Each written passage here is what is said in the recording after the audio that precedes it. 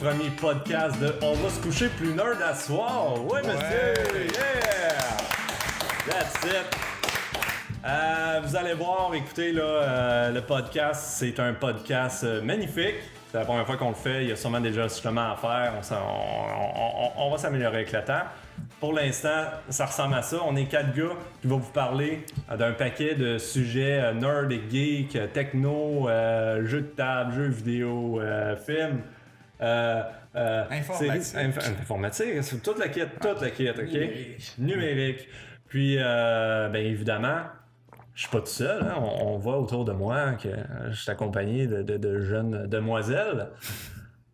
On commence par monsieur ici avec la barbe. Salut, comment ça va? T'es qui, toi? Ça va bien, toi? Ah, ça va bien. Moi, c'est Gab, a.k.a. La Barbe. La barbe. Ben ouais, assez obvious. Mais sinon, qu'est-ce que tu veux savoir, Félix? Ben, moi, j'aimerais ça savoir... je veux savoir t'es qui, fait que je veux comprendre, premièrement, à quoi tu games actuellement?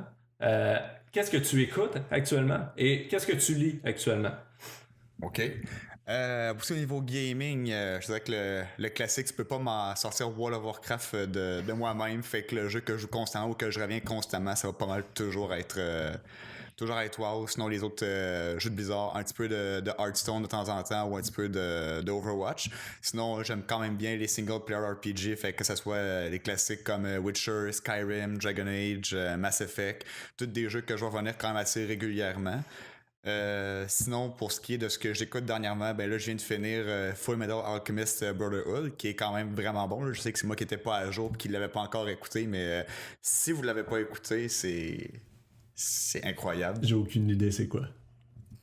I'm sorry! T'as vu ta claque. Ah, c'est ça, sinon, ce temps-ci, là, j'écoute pas grand-chose. Je suis comme un petit break de... Pas vraiment le temps d'écouter des trucs dernièrement, mais sinon, classique, Game of Thrones, Walking Dead, avec un petit peu d'anime de temps en temps quand que ça donne. Là. Right. Puis pour ce qui est de la lecture,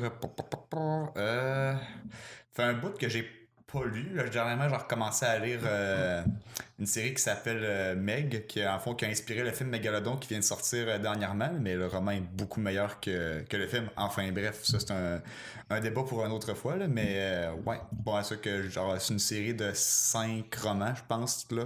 Ils sont peut-être rendus à 6, je suis pas certain, mais j'ai recommencé à lire ça. Alright. Merci, Ouais. Gab. Bienvenue au podcast. Merci de participer à cette aventure. Yeah! L'autre monsieur avec la barbe un petit peu plus courte. Ouais, détrôner un peu, là. C'est Du rabat. du chemin à faire. Moi, c'est Xavier. Là, faut que je réponde aux mêmes questions que Même Gab, question, man. À quoi tu games? Qu'est-ce que tu regardes? Qu'est-ce que tu lis? À quoi je game ces temps-ci? Moi, je suis dans une grosse passe, là, Games Workshop, Warhammer. Fait que ces temps-ci, avec des chums, on joue beaucoup à Vermintide 2. Qui vient de sortir, ça fait déjà quelques mois, là. Mais on joue pas mal à ça, on est pas mal là-dedans ces temps-ci. Qu'est-ce que je regarde? Avec ma blonde, on est parti, là, toutes les séries Marvel, là. On a écouté les 2 saisons de Daredevil, on a écouté Jessica Jones, puis là, on s'apprête à commencer Luke Cage. On aime bien ça, ma blonde aussi aime bien ça, tout ce qui est Marvel, là, puis elle connaissait pas les séries, fait que j'ai commencé à lui montrer ça. Puis qu'est-ce que je lis ces temps-ci? Je suis dans un gros volume de les Realm Gate Wars, que finalement c'est des histoires dans l'univers de Warhammer et Age of Sigmar aussi. Fait que c'est pas mal ma vie ces temps-ci, là. Pas mal en train de consommer tout ce qu'ils peuvent me donner, le Games Workshop, là. Ils doivent bien aimer mon portefeuille. Alright, merci Xavier. Content de te retrouver dans un nouveau projet. Pour ceux qui nous connaissent depuis longtemps, vous savez qu'est-ce qu'on a déjà fait avant. J'ai pas besoin de les mentionner. That's what you said. What? Don't! Yes. Je vais sauter ton tour. Ah non. Alors, l'autre monsieur avec l'autre barbe. Bonjour, moi c'est Maxime, Max ou Dewey, choisissez. Dewey. Évidemment pas Dewey, Maxime, Dewey. pas Maxime. Max ou Dewey, ça va être Dewey à la table. Les 3 questions.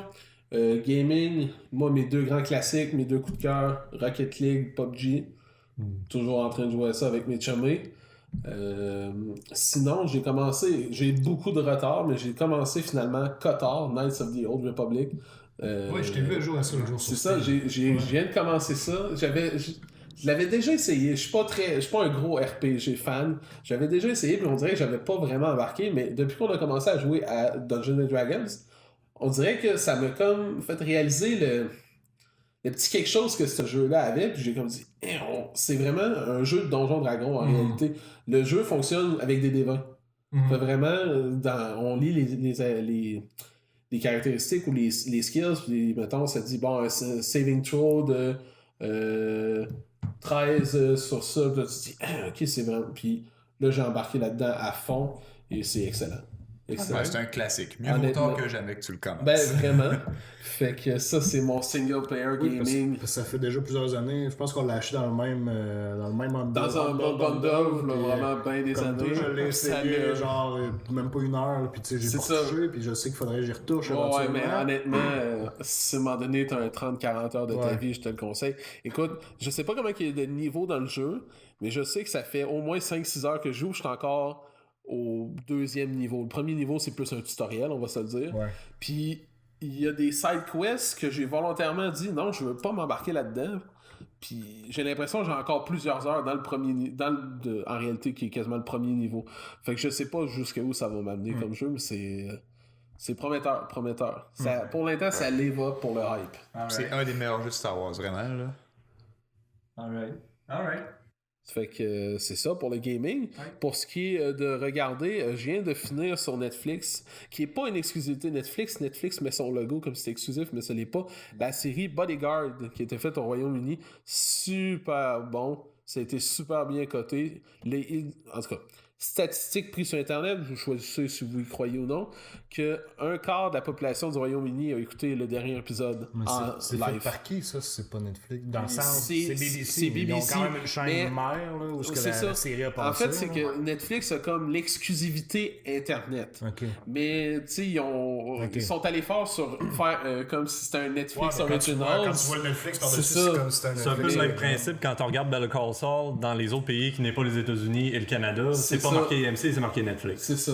Mais c'est très bon. C'est très court, 6 épisodes, mais écœurant. Je recommande vraiment fortement. Honnêtement, c'est vraiment... Une saison seulement?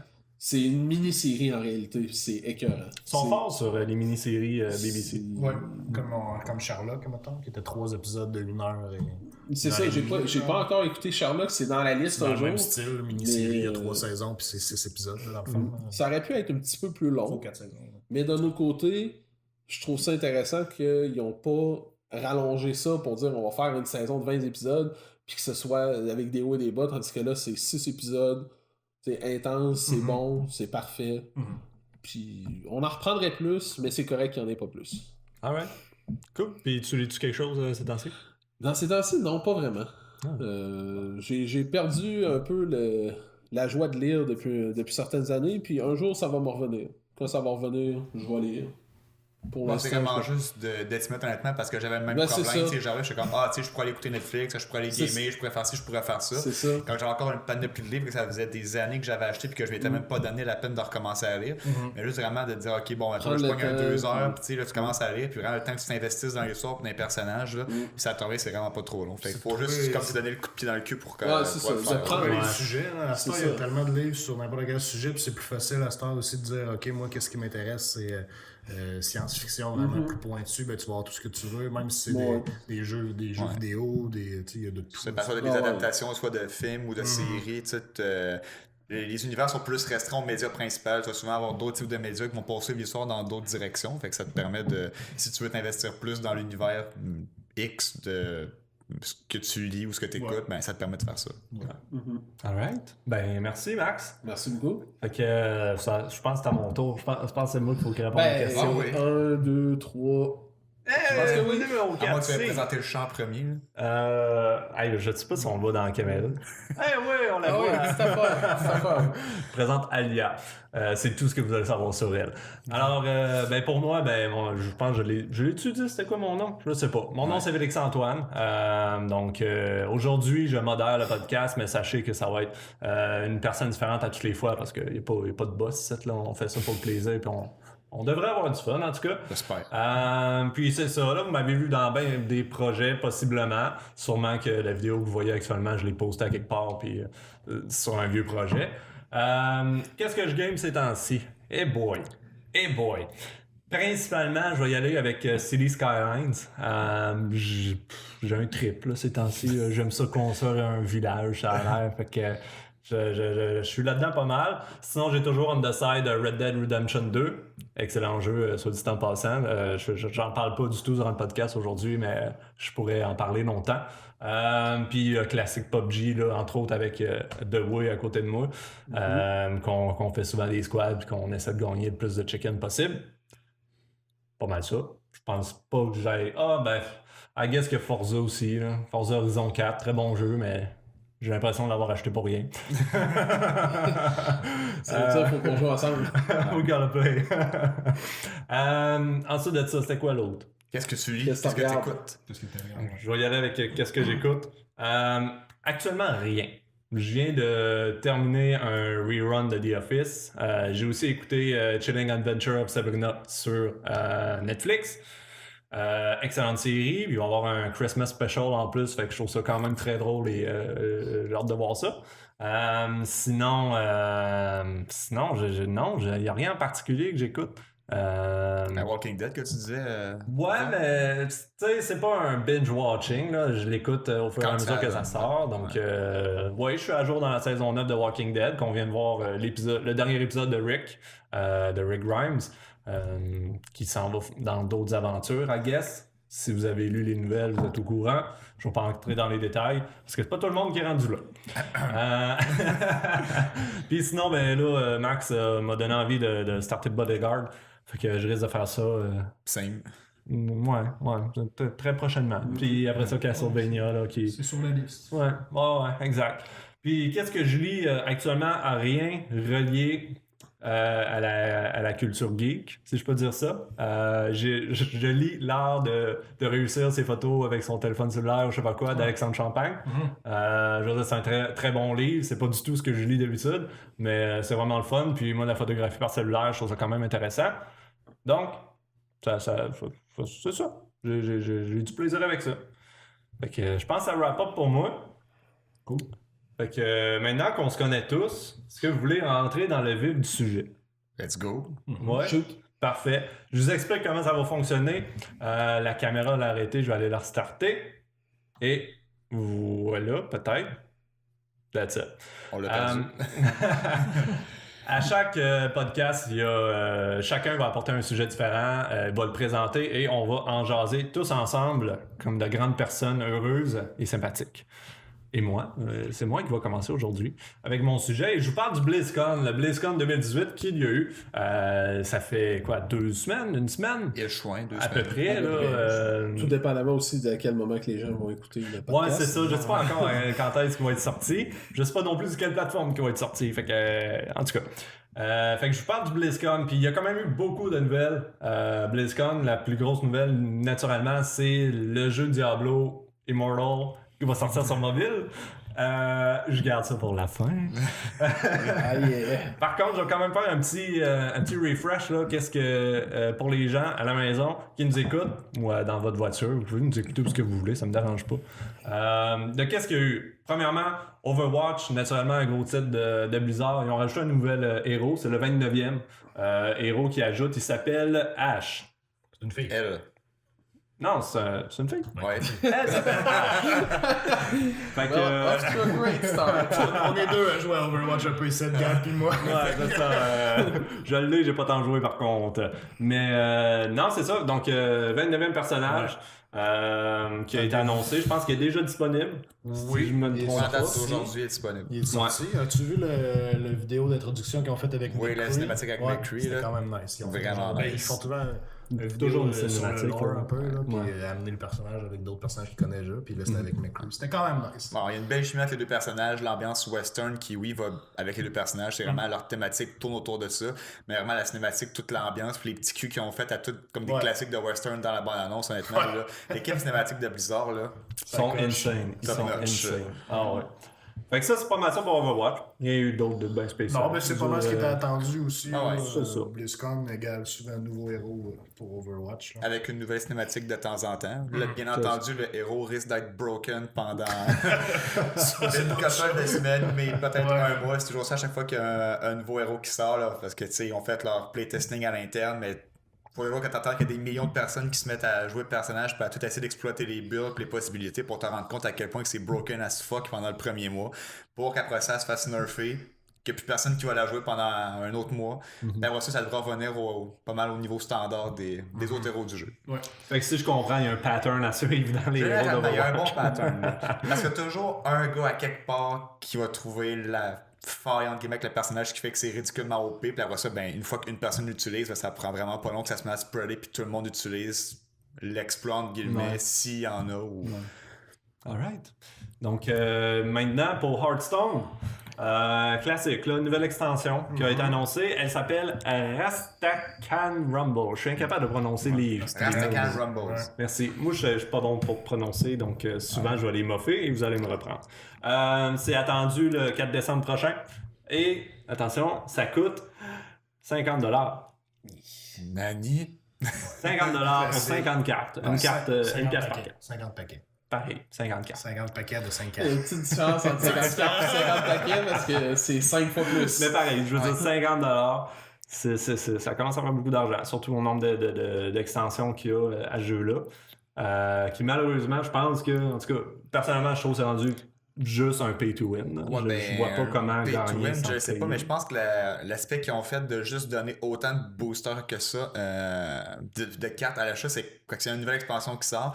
Ben, il y en a des cash cows qu'on appelle qui vont être prêts à mettre je sais pas de combien de centaines de dollars dans le jeu directement pour acheter le plus de decks puis de boosters possible pour pouvoir aller vraiment chercher un deck mettant partant puis battre tout le monde en ligne, tandis justement là, ça fait l'aspect plus pay to win un peu, tandis que c'est d'autres qui ont pas les moyens ou qui ont pas le goût de dépenser 50$ en booster en partant, ben, ça se peut que ça va créer une inégalité, mais là, au moins si tu as 50 paquets en partant, ben, tu t'assures que au moins généralement la majorité des joueurs vont avoir accès à une bonne partie du set pour l'expansion actuelle. Fait que je peux voir pourquoi il aurait fait ça un peu, peut-être pour essayer de corriger une imbalance, entre guillemets, si imbalance il y a. Parce que c'est sûr que tu pourras jamais empêcher quelqu'un qui a 5 ans de dépenser 1000$ en booster à chaque release, ben, je veux dire, ton argent fait ce que tu veux, mais au moins pour essayer de rendre ça moins inégal un peu. C'est... Ouais. Oh, oui, définitivement. Parce que ça se fait. Là, les plus gros streamers, là, jour 1 d'une sortie d'expansion de Hearthstone, là, si vous écoutez make it rain, là. les Creeperian ou les Dogs, en tout cas pour ceux qui connaissent les streamers de Hearthstone, là, souvent c'est 1000 paquets à ouvrir, là, puis on passe 2-3 heures à le regarder ouvrir des paquets de cartes et essayer de voir combien de Golden Legendary ils vont pogner. Mais c'est toujours un bout le fun, une nouvelle expansion de Hearthstone, parce que tout le monde part à zéro avec une nouvelle méta, tout le monde essaye les decks les plus flyés. Comme la course pour trouver le meilleur deck. Parce que Mais la en fin de course, il saison, y a aussi des gens qui vivent de ça dans le sens qu'ils attendent une sortie parce que justement, c'est eux qui vont avoir le plus de fun avant qu'une semaine, 2 semaines passent, que la méta est pas mal figured out puis qu'on sait c'est quoi les ben, decks c'est qui ça, parce vont que là, rester après sur ça, le ladder. tu vas juste sur Internet, tu cherches un template du deck de base, puis tu le C'est ça. tweaks Le selon net comment deck toi tu veux jouer part ce après, deck-là. là. Mais justement, le fun des TCG comme ça, c'est d'arriver, t'as ta collection de cartes, t'es comme bon, ok, qu'est-ce qui est bon, qu'est-ce qui fait bien ensemble, qu'est-ce que je vais faire comme combo pour justement, c'est autre le jouer le jeu, mais justement faire le deck, c'est comme l'autre 50% de la game, là, tant qu'à moi. Là. Oui, oui. Alright. Fait que ça ressemble à ça pour Hearthstone. Là, évidemment, ben, ils ont annoncé quelque chose que les gens attendaient depuis un petit bout. C'est World of Warcraft Classic. Oui. Donc, le vanilla, là, on peut l'appeler de même aussi. Là. Je veux dire, c'est vraiment ok. Retour aux sources. Là. C'est ça, un retour aux sources. Ils ont des serveurs vraiment dédiés pour ça, des serveurs qui avaient fermé auparavant. Là, puis là, il y avait même shutdown je perds le terme. Les serveurs custom, là, ils avaient shutdown. C'est une guerre constante sur les serveurs privés. Là, je veux dire, ça, tu pourras jamais Non. annuler ça au complet. Il y a toujours quelqu'un qui va vouloir soit pas payer ou pouvoir jouer sur des serveurs avec leurs règles custom entre guillemets. Parce que des fois, il y en a qui veulent avoir plus d'XP ou certains stats pour des systèmes ou juste qui n'ont pas le goût de payer en général. Il y a quand même plusieurs raisons qui peuvent justifier un serveur privé, mais peu importe ce que Blizzard va faire, c'est sûr qu'ils pourront jamais exterminer ça au complet, c'est là pour rester. Là. Mais quand même, c'est une belle opportunité qu'ils ont offert parce que veut pas je veux pas dire le 3/4, mais la grande majorité du monde qui devait jouer sur des serveurs privés, c'est qui veulent jouer pendant leur période d'expansion qu'ils ont le plus aimé, que ce soit Vanilla, BC ou Wrath of the Lich King ou même Cataclysm, parce qu'il y a des serveurs privés qui roulent même sur les expansions comme Cata qui ont été en général moins aimés par la population du jeu. Mais là, justement, tranquillement pas vite, ça va leur permettre d'aller chercher ce monde-là en guillemets, puis de. Ils ont quand même fait un bon move. Ils ont fait que la subscription de classique, ça passe sur ton abonnement de World of Warcraft standard. Fait que tu joues à WoW, tu peux jouer à classique, c'est automatique. Fait que ça fait pas 2 modes de paiement. Fait que en plus de garder leur clientèle actuelle, c'est certain qu'ils vont aller chercher d'autres clientèles. Fait que c'est la meilleure décision qu'ils auraient pu prendre par rapport à ça. C'est un bon move, mais c'est quand même. Premièrement, c'est en retard. Ça fait très longtemps que ça aurait dû être fait. Puis encore là, c'est pas arrivé encore, ça arrive juste à l'été 2019. Ouais, c'est pas encore. Puis on sent que Blizzard essaie de rattraper une erreur qu'ils ont faite parce que c'était pas du tout dans leur plan il y a quelques années de faire ça. Puis c'était déjà très en demande par la communauté. Je sais pas si c'était pendant un BlizzCon, je sais pas si vous aviez vu à un moment donné, il y avait des questions qui se posaient, puis il y avait des pétitions, des signatures de des gens voulaient le classique, tout ça. Non, Ça avait la demande a toujours été là. dans un lead designer ou quelque chose de même. Puis Les gens voulaient pas ça. ben, ils ont dit allez vous faire, ouais, exact. Ils ont dit allez vous faire les, tu sais, Vous pensez que WoW vous voulez ça, classique, mais vous exact. voulez pas. Et Blizzard répond vous pensez que c'est ça que vous voulez, mais c'est pas ça que vous vraiment voulez. ça. Ouais. Ça, c'était un peu déconnecté, on s'entend de ce Ouais. que les gens, parce qu'on. Tout le monde voulait ça. C'est un c'est peu ça. l'équivalent de Don't You Have Phones? Ouais. On va en parler On voit un pattern ici, là. Ben, je pense que ça démontre que tu sais, parfois il peut y avoir des studios comme ça, comme Blizzard, qui aiment ça faire les choses à leur façon, mais que d'un autre côté, ça les rend peut-être un peu trop déconnectés dans leur mode de pensée, de dire ben nous on veut absolument faire ça, puis le marché va suivre, mais c'est pas nécessairement tout le temps vrai. La preuve, le fait qu'ils reviennent faire des serveurs classiques, malgré que là quelques années ils disaient non, vous en voulez pas vraiment, démontre que au final c'est le consommateur qui dit regarde, nous on veut ça, on est prêt à payer. Ouais. Ça Mais- prend du temps. Puis... Mais c'est sûr que c'est dommage que ça ait pris autant de temps à Blizzard de revirer la situation de bord. Mais en même temps, ils ont quand même été achetés par Activision un certain temps. Fait que ça a quand même probablement dû. Tu sais, ça ne veut pas, ça les influence à un certain degré. Tu sais, Ça, c'est sûr. ça a changé beaucoup de choses au niveau de la compagnie. Si on compare Blizzard aujourd'hui versus ce que c'était, par exemple, v'là 10 ans, ben, c'est jour pour la nuit. Tu sais, avant, maintenant, on dirait qu'ils pushent un peu plus de content pour les jeux. Oui, il y a plus de contenu pay to win ou des goodies ou des skins ou des trucs qu'on peut acheter dans les jeux qu'avant, on retrouvait pas nécessairement ça dans les jeux de Blizzard. Puis c'était vraiment, ça prendra le temps qu'il faudra. Mais tu sais, quand on va sortir, le jeu va être payé de A à Z, peut avoir le moins de bugs possible. Tandis que maintenant, exemple, on prend exemple sur les fois quand World of Warcraft va sortir une nouvelle patch, là, ça arrive souvent qu'il va avoir des bugs ou des issues qui ont quand même été reportés pendant la bêta, même dans l'alpha, puis qu'on les retrouve dans la version live. C'est comme, je veux pas dire qu'il manque de définition au produit final, parce que veux pas, ça reste un jeu d'envergure incroyable, fait qu'il y a tellement de trucs à venir tweaker pour avoir un résultat parfait, mais qu'est-ce que ça prendrait pour peut-être retarder la sortie de peut-être, je sais pas, 1 an ou peut-être 2 au plus, juste pour te garantir un produit vraiment qui mérite d'être triple A à la fin, mais... Malheureusement, à cette heure, c'est tellement rendu que les gens mettent de côté le fait de vouloir avoir un produit AAA pour sortir ça le plus vite possible, faire le plus d'argent possible, puis dire ah, mais c'est pas grave, tout le monde a Internet, on va envoyer une patch, mais on va corriger ça dans les prochains mois. En tout cas, le monde sont trop pressés pour sortir des jeux maintenant. Ça fait des jeux broken, comme qu'on va certainement en parler un petit peu plus tard. Ensuite de ça, Warcraft 3 Reforged, remaster du classique Warcraft 3. Ça fait quand même 16 ans que ce jeu-là est sorti. Et là, ils ont décidé de le refaire vraiment de A à Z. Donc là, ils ont même le UI, là, l'interface utilisateur a été repensée. Les graphiques, on va jusqu'à du 4K naturellement. Je veux dire, on est en 2018. Ils n'ont pas le choix. Les animations sont refaites, les cartes sont refaites. Tout est refait vraiment de A à Z. Quand même très inspiré du dessin original, même si on refait à nouveau, le feeling du Warcraft 3 original est vraiment très très très présent. Fait qu'on ne se sentira pas out of place ou mal à l'aise quand on va rembarquer dedans. C'est vraiment... Ça va être Warcraft 3. Un remaster. Là. Parce que Exactement. le feeling de la campagne de Warcraft 3, faut la jouer pour la vivre. Là. Autant que si vous jouez au classique StarCraft. Là, la campagne, une histoire, un feeling là, qui vient. En tout cas, moi, ça vient me chercher avec Arthas. Les personnages classiques qu'on connaît de Warcraft. Là, Ben, c'est vraiment cette histoire-là, c'est ça qui a fondé le Warcraft tel qu'on le connaît aujourd'hui. C'est vraiment ces héros-là qu'on continue de suivre. Là, c'est sûr que oui, tranquillement pas vite, avec l'histoire de Warcraft, on élimine ce qui reste de menaces de Warcraft 3 pour s'en aller vraiment plus vers un contenu qui est 100% World of Warcraft, entre guillemets, où est-ce qu'il y a des nouveaux héros, des nouveaux vilains qui sont créés dans l'histoire de World of Warcraft. Mais quand même, Warcraft moderne, ça reste que c'est grâce au succès de Warcraft 3 qu'on a ce qu'on a en ce moment. Là. Oui, absolument. Mais la vraie question, c'est est-ce qu'on peut sélecter plus que 12 units à la fois? Moi, je dirais que s'ils font comme ce qu'ils ont fait avec le remaster de StarCraft, ça va être comme avant. Je veux dire, on le pourra pas. Puis, c'est une bonne chose, c'est que j'ai aucun problème quand ils fait un remaster d'un jeu aussi classique parce qu'on l'a vu avec le remaster de StarCraft. Je veux dire, t'as le feeling du jeu de l'époque. Je veux dire, c'est pareil. Là, ils n'ont pas changé le gameplay pour. Tu sais, ils n'ont pas pris tout ce qu'ils avaient fait avec StarCraft 2, le moteur graphique, whatever, pour l'incorporer dans le StarCraft original. Ils ont vraiment gardé l'original, ils l'ont rendu plus beau, moderne, adéquat à jouer avec des ordinateurs de nos jours. Donc, je pense que ça va être un très gros succès. Mais naturellement, il y a des gens qui ont dit, ben là, c'est parce que moi, je voulais Warcraft 4.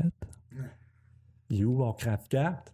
Est-ce que vous pensez qu'un jour, on va voir un Warcraft 4 dans un monde où est-ce que les RTS, ça descend encore et encore et encore et encore? Personnellement, moi, je vois pas ça arriver pour la simple et bonne raison que là, je veux dire, StarCraft est vraiment le côté RTS de Blizzard, Overwatch et FPS, WoW c'est MMO.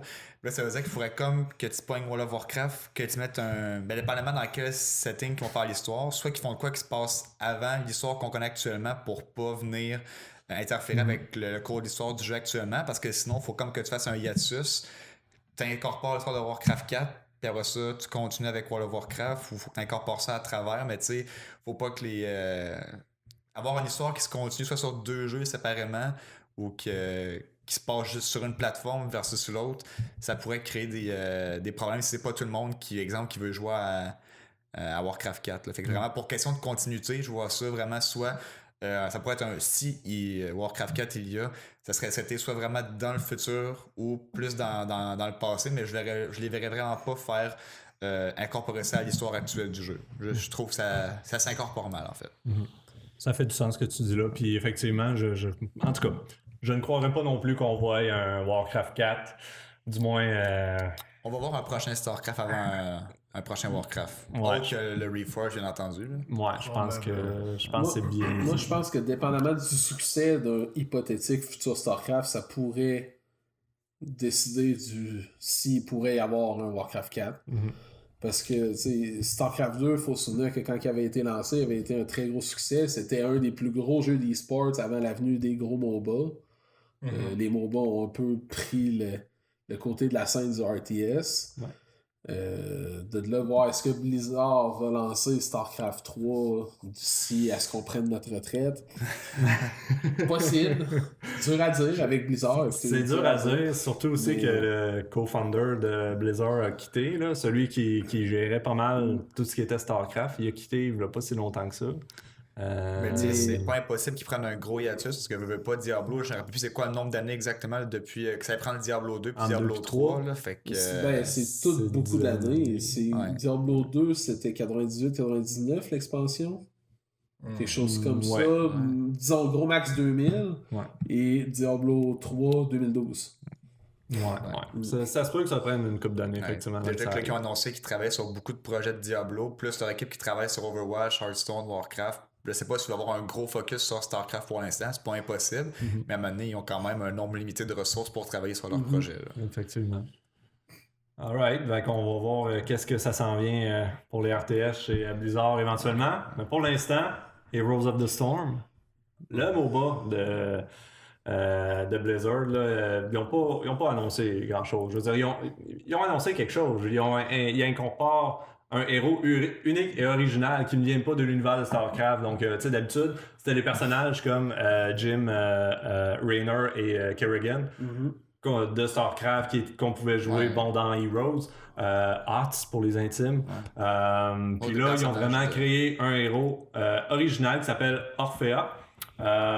Puis c'est pas mal ça. C'est tout ce qu'on a annoncé vraiment. Il n'y a pas de grand changement. Évidemment, ils continuent à faire leur patch de balance update puis tout le kit.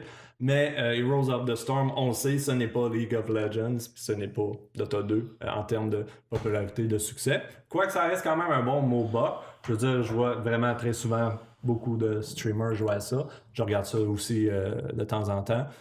Autant que les MOBA, ça m'intéresse pas, autant que le jeu est très intéressant. Exact, toi qui as tant aimé Dota, qu'est-ce que tu penses toi de Heroes of the Storm? Ben, c'est un bon jeu à la base. Je te dirais que l'exécution est quand même bien faite. Mais c'est un marché qui a tellement d'autres gros joueurs que Heroes of the Storm a eu un peu de la misère à faire sa place à travers tout ça. Miser sur des choses comme des parties plus courtes. Là, on disait que les parties allaient prendre 15 à 20 minutes. Puis c'était pas nécessairement des choses qui arrêtaient les joueurs avides de MOBA parce que eux, ils en redemandent tout le temps que ce soit 45 minutes ou 20 minutes. Fait que je te dirais que ils ont parti de pas grand-chose pour essayer de monter leur roster de personnages pendant que les autres gros jeux étaient déjà rendus à des centaines de personnages et plus qui offraient beaucoup plus de variété. L'idée est bonne de Heroes of the Storm avec toutes les maps, les missions différentes parce qu'on s'entend qu'ils n'ont pas juste une map sur laquelle ils jouent. C'est un jeu de fun que j'ai essayé une couple d'heures aussi, mais j'ai pas accroché comme j'ai pu accrocher justement avec Dota 2 qui a pas mal été mon cégep au complet là-dessus. Mais je trouve ça quand même intéressant. J'avais pas lu toutes les nouvelles là-dessus sur Heroes of the Storm, mais qui sortent un personnage propre au lore du Nexus, en fait, que ça s'appelle, là, l'endroit où ils se battent tous dans Heroes of the Storm. Là. Je trouve ça intéressant, puis ça peut amener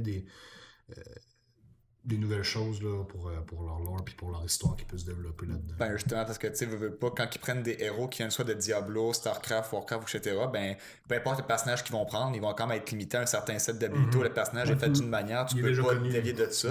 Tandis que là, si tu veux vraiment rajouter de quoi de spécifique, ben en créant des héros propres à Heroes of the Storm puis au Nexus, ben ça va permettre d'aller rajouter des fois peut-être le héros qui manquerait, qui sont pas capables d'aller chercher dans le reste de leur univers parce que ce personnage-là existe pas en guillemets. Ouais, tout à fait. Je pense que c'est un bon move. Ils peuvent aller dans la bonne direction avec ça. On verra ce que ça donne. Ça donne une bonne vague de renouveau pour le jeu. Je suis certain que ceux qui jouent à ça sont contents. C'est ça, puis ça montre aussi qu'ils vont pas juste ajouter le monde de l'univers Blizzard. Ils vont vraiment mettre un emphase, possiblement d'après moi, sur des personnages plus uniques. Et ainsi offrir autant de personnages que dans LoL que dans HOTS.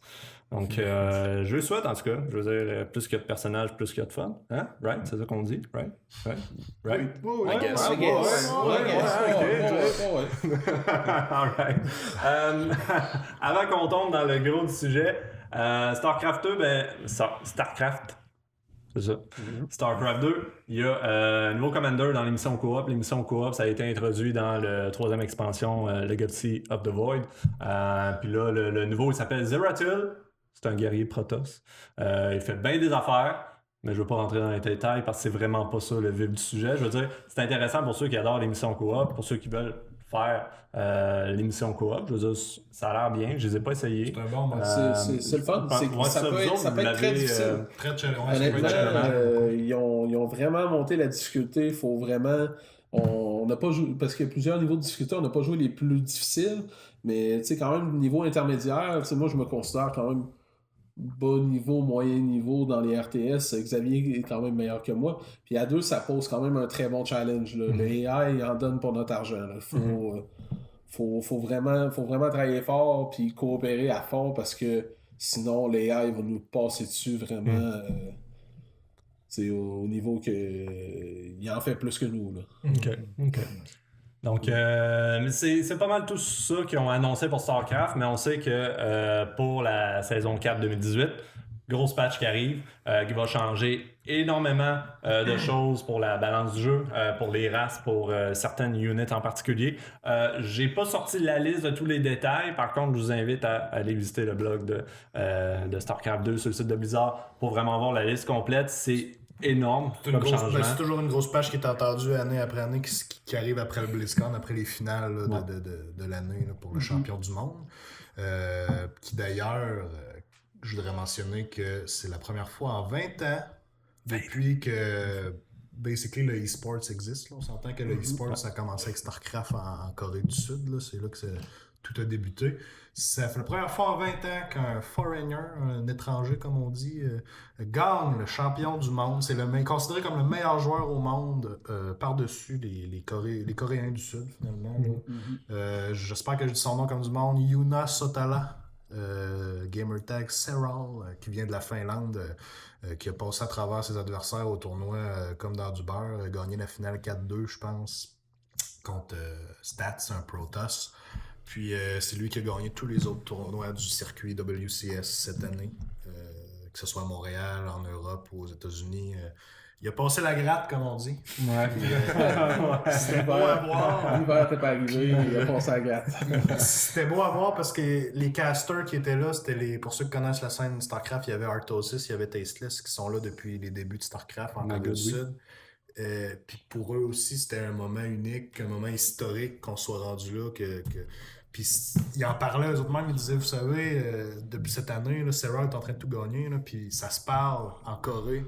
Sur Google, les gens, ce qu'ils cherchaient, c'était un foreigner a battu la Corée du Sud. Ouais. Qu'est-ce qu'on peut faire, là? Qu'est-ce qu'on fait pour s'améliorer? Ça n'a pas de bon sens, tu sais. C'est pas quelque chose de normal. Ça a toujours été les champions. Fait que ça a été, en tout cas, c'est la seule partie du BlizzCon que j'ai vraiment écouté cette année, qui m'intéressait. Puis ça a été vraiment un petit highlight, là. Ça a été beau à voir. Ouais. Alors, félicitations, enfin, à la Corée du Sud détrônée. Pour l'instant. C'est ça. Jusqu'à définitivement que pour l'instant, ça peut beaucoup ici. Ouais, exactement. Et là, ben, les boys, j'aimerais ça vous annoncer quelque chose. Il va y avoir un nouveau jeu de Diablo. Yeah! Yes, sir! Ouais! Diablo! Nouveau Diablo, ça va être bon, right? Ça va être bon. Sais-tu quoi? Tu vas pouvoir jouer sur ton cellulaire. Excuse me, what the fuck? Alors, Diablo Immortal a été annoncé comme étant un jeu Android et iOS. Donc, pas Windows Phone? Non. Est-ce que ça existe? Mais Meta question, Windows Phone, ça existe-tu? Ça existe pas?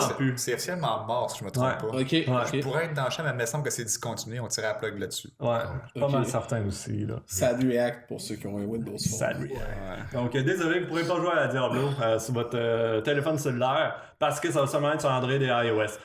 Puis là, on a ce jeu-là, on n'a pas de date de sortie.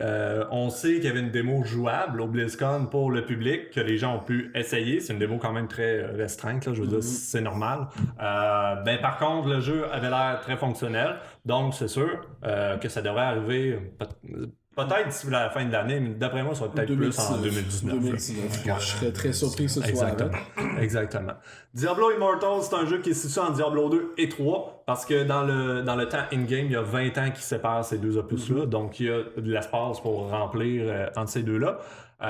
Puis pour de vrai, de ce que j'ai vu, de ce que j'ai lu, ça a l'air d'être un jeu complet Diablo sur un téléphone. Donc, ce qu'on retrouvait dans Diablo 3, on le retrouve sur le jeu mobile. Même les classes, à l'exception du Witch Doctor, qui n'est pas présent. Puis c'est ça, ça a l'air vraiment de recréer au complet l'expérience Diablo 3 sur un téléphone. Là, commencez pas tout de suite à crier. Je vais juste vous dire ce qui est écrit sur Internet là, actuellement. Puis, vu que c'est un jeu mobile, les jeux mobiles, ça amène le côté multiplayer. Donc, Diablo est encore plus multiplayer. Ça veut dire qu'on n'aura pas juste parlé de 4 personnes. Dans ce qu'on a vu dans les trailers, autant cinématique que gameplay, il y a au moins jusqu'à 8 personnes qui peuvent être dans un party. Puis, comme les endroits là, où est-ce qu'on va gérer nos coffres, vendre nos affaires, acheter des affaires, tout le kit. Là, je sais pas comment ça va s'appeler là-dedans. Ça a l'air d'être complètement peuplé de gens multiplayer. Donc, il peut y avoir du monde sur un esti de temps dans la map. Je pense pas que quand on va aller faire les quests, si on peut aller tuer Diablo dans celle-là, pas sûr qu'on va pouvoir le faire en 27. Mais par contre, le côté multiplayer est vraiment mis de l'avant dans le jeu-là. Fait que là, ils ont annoncé ça. Puis là, OK, le petit monsieur, là, le petit monsieur est sur scène, là, il dit A brand new Diablo experience on your phone, nanana. Puis là, il triple, puis là, il monte les trailers, puis là, ça revient, puis là, on entend du monde huer dans la foule.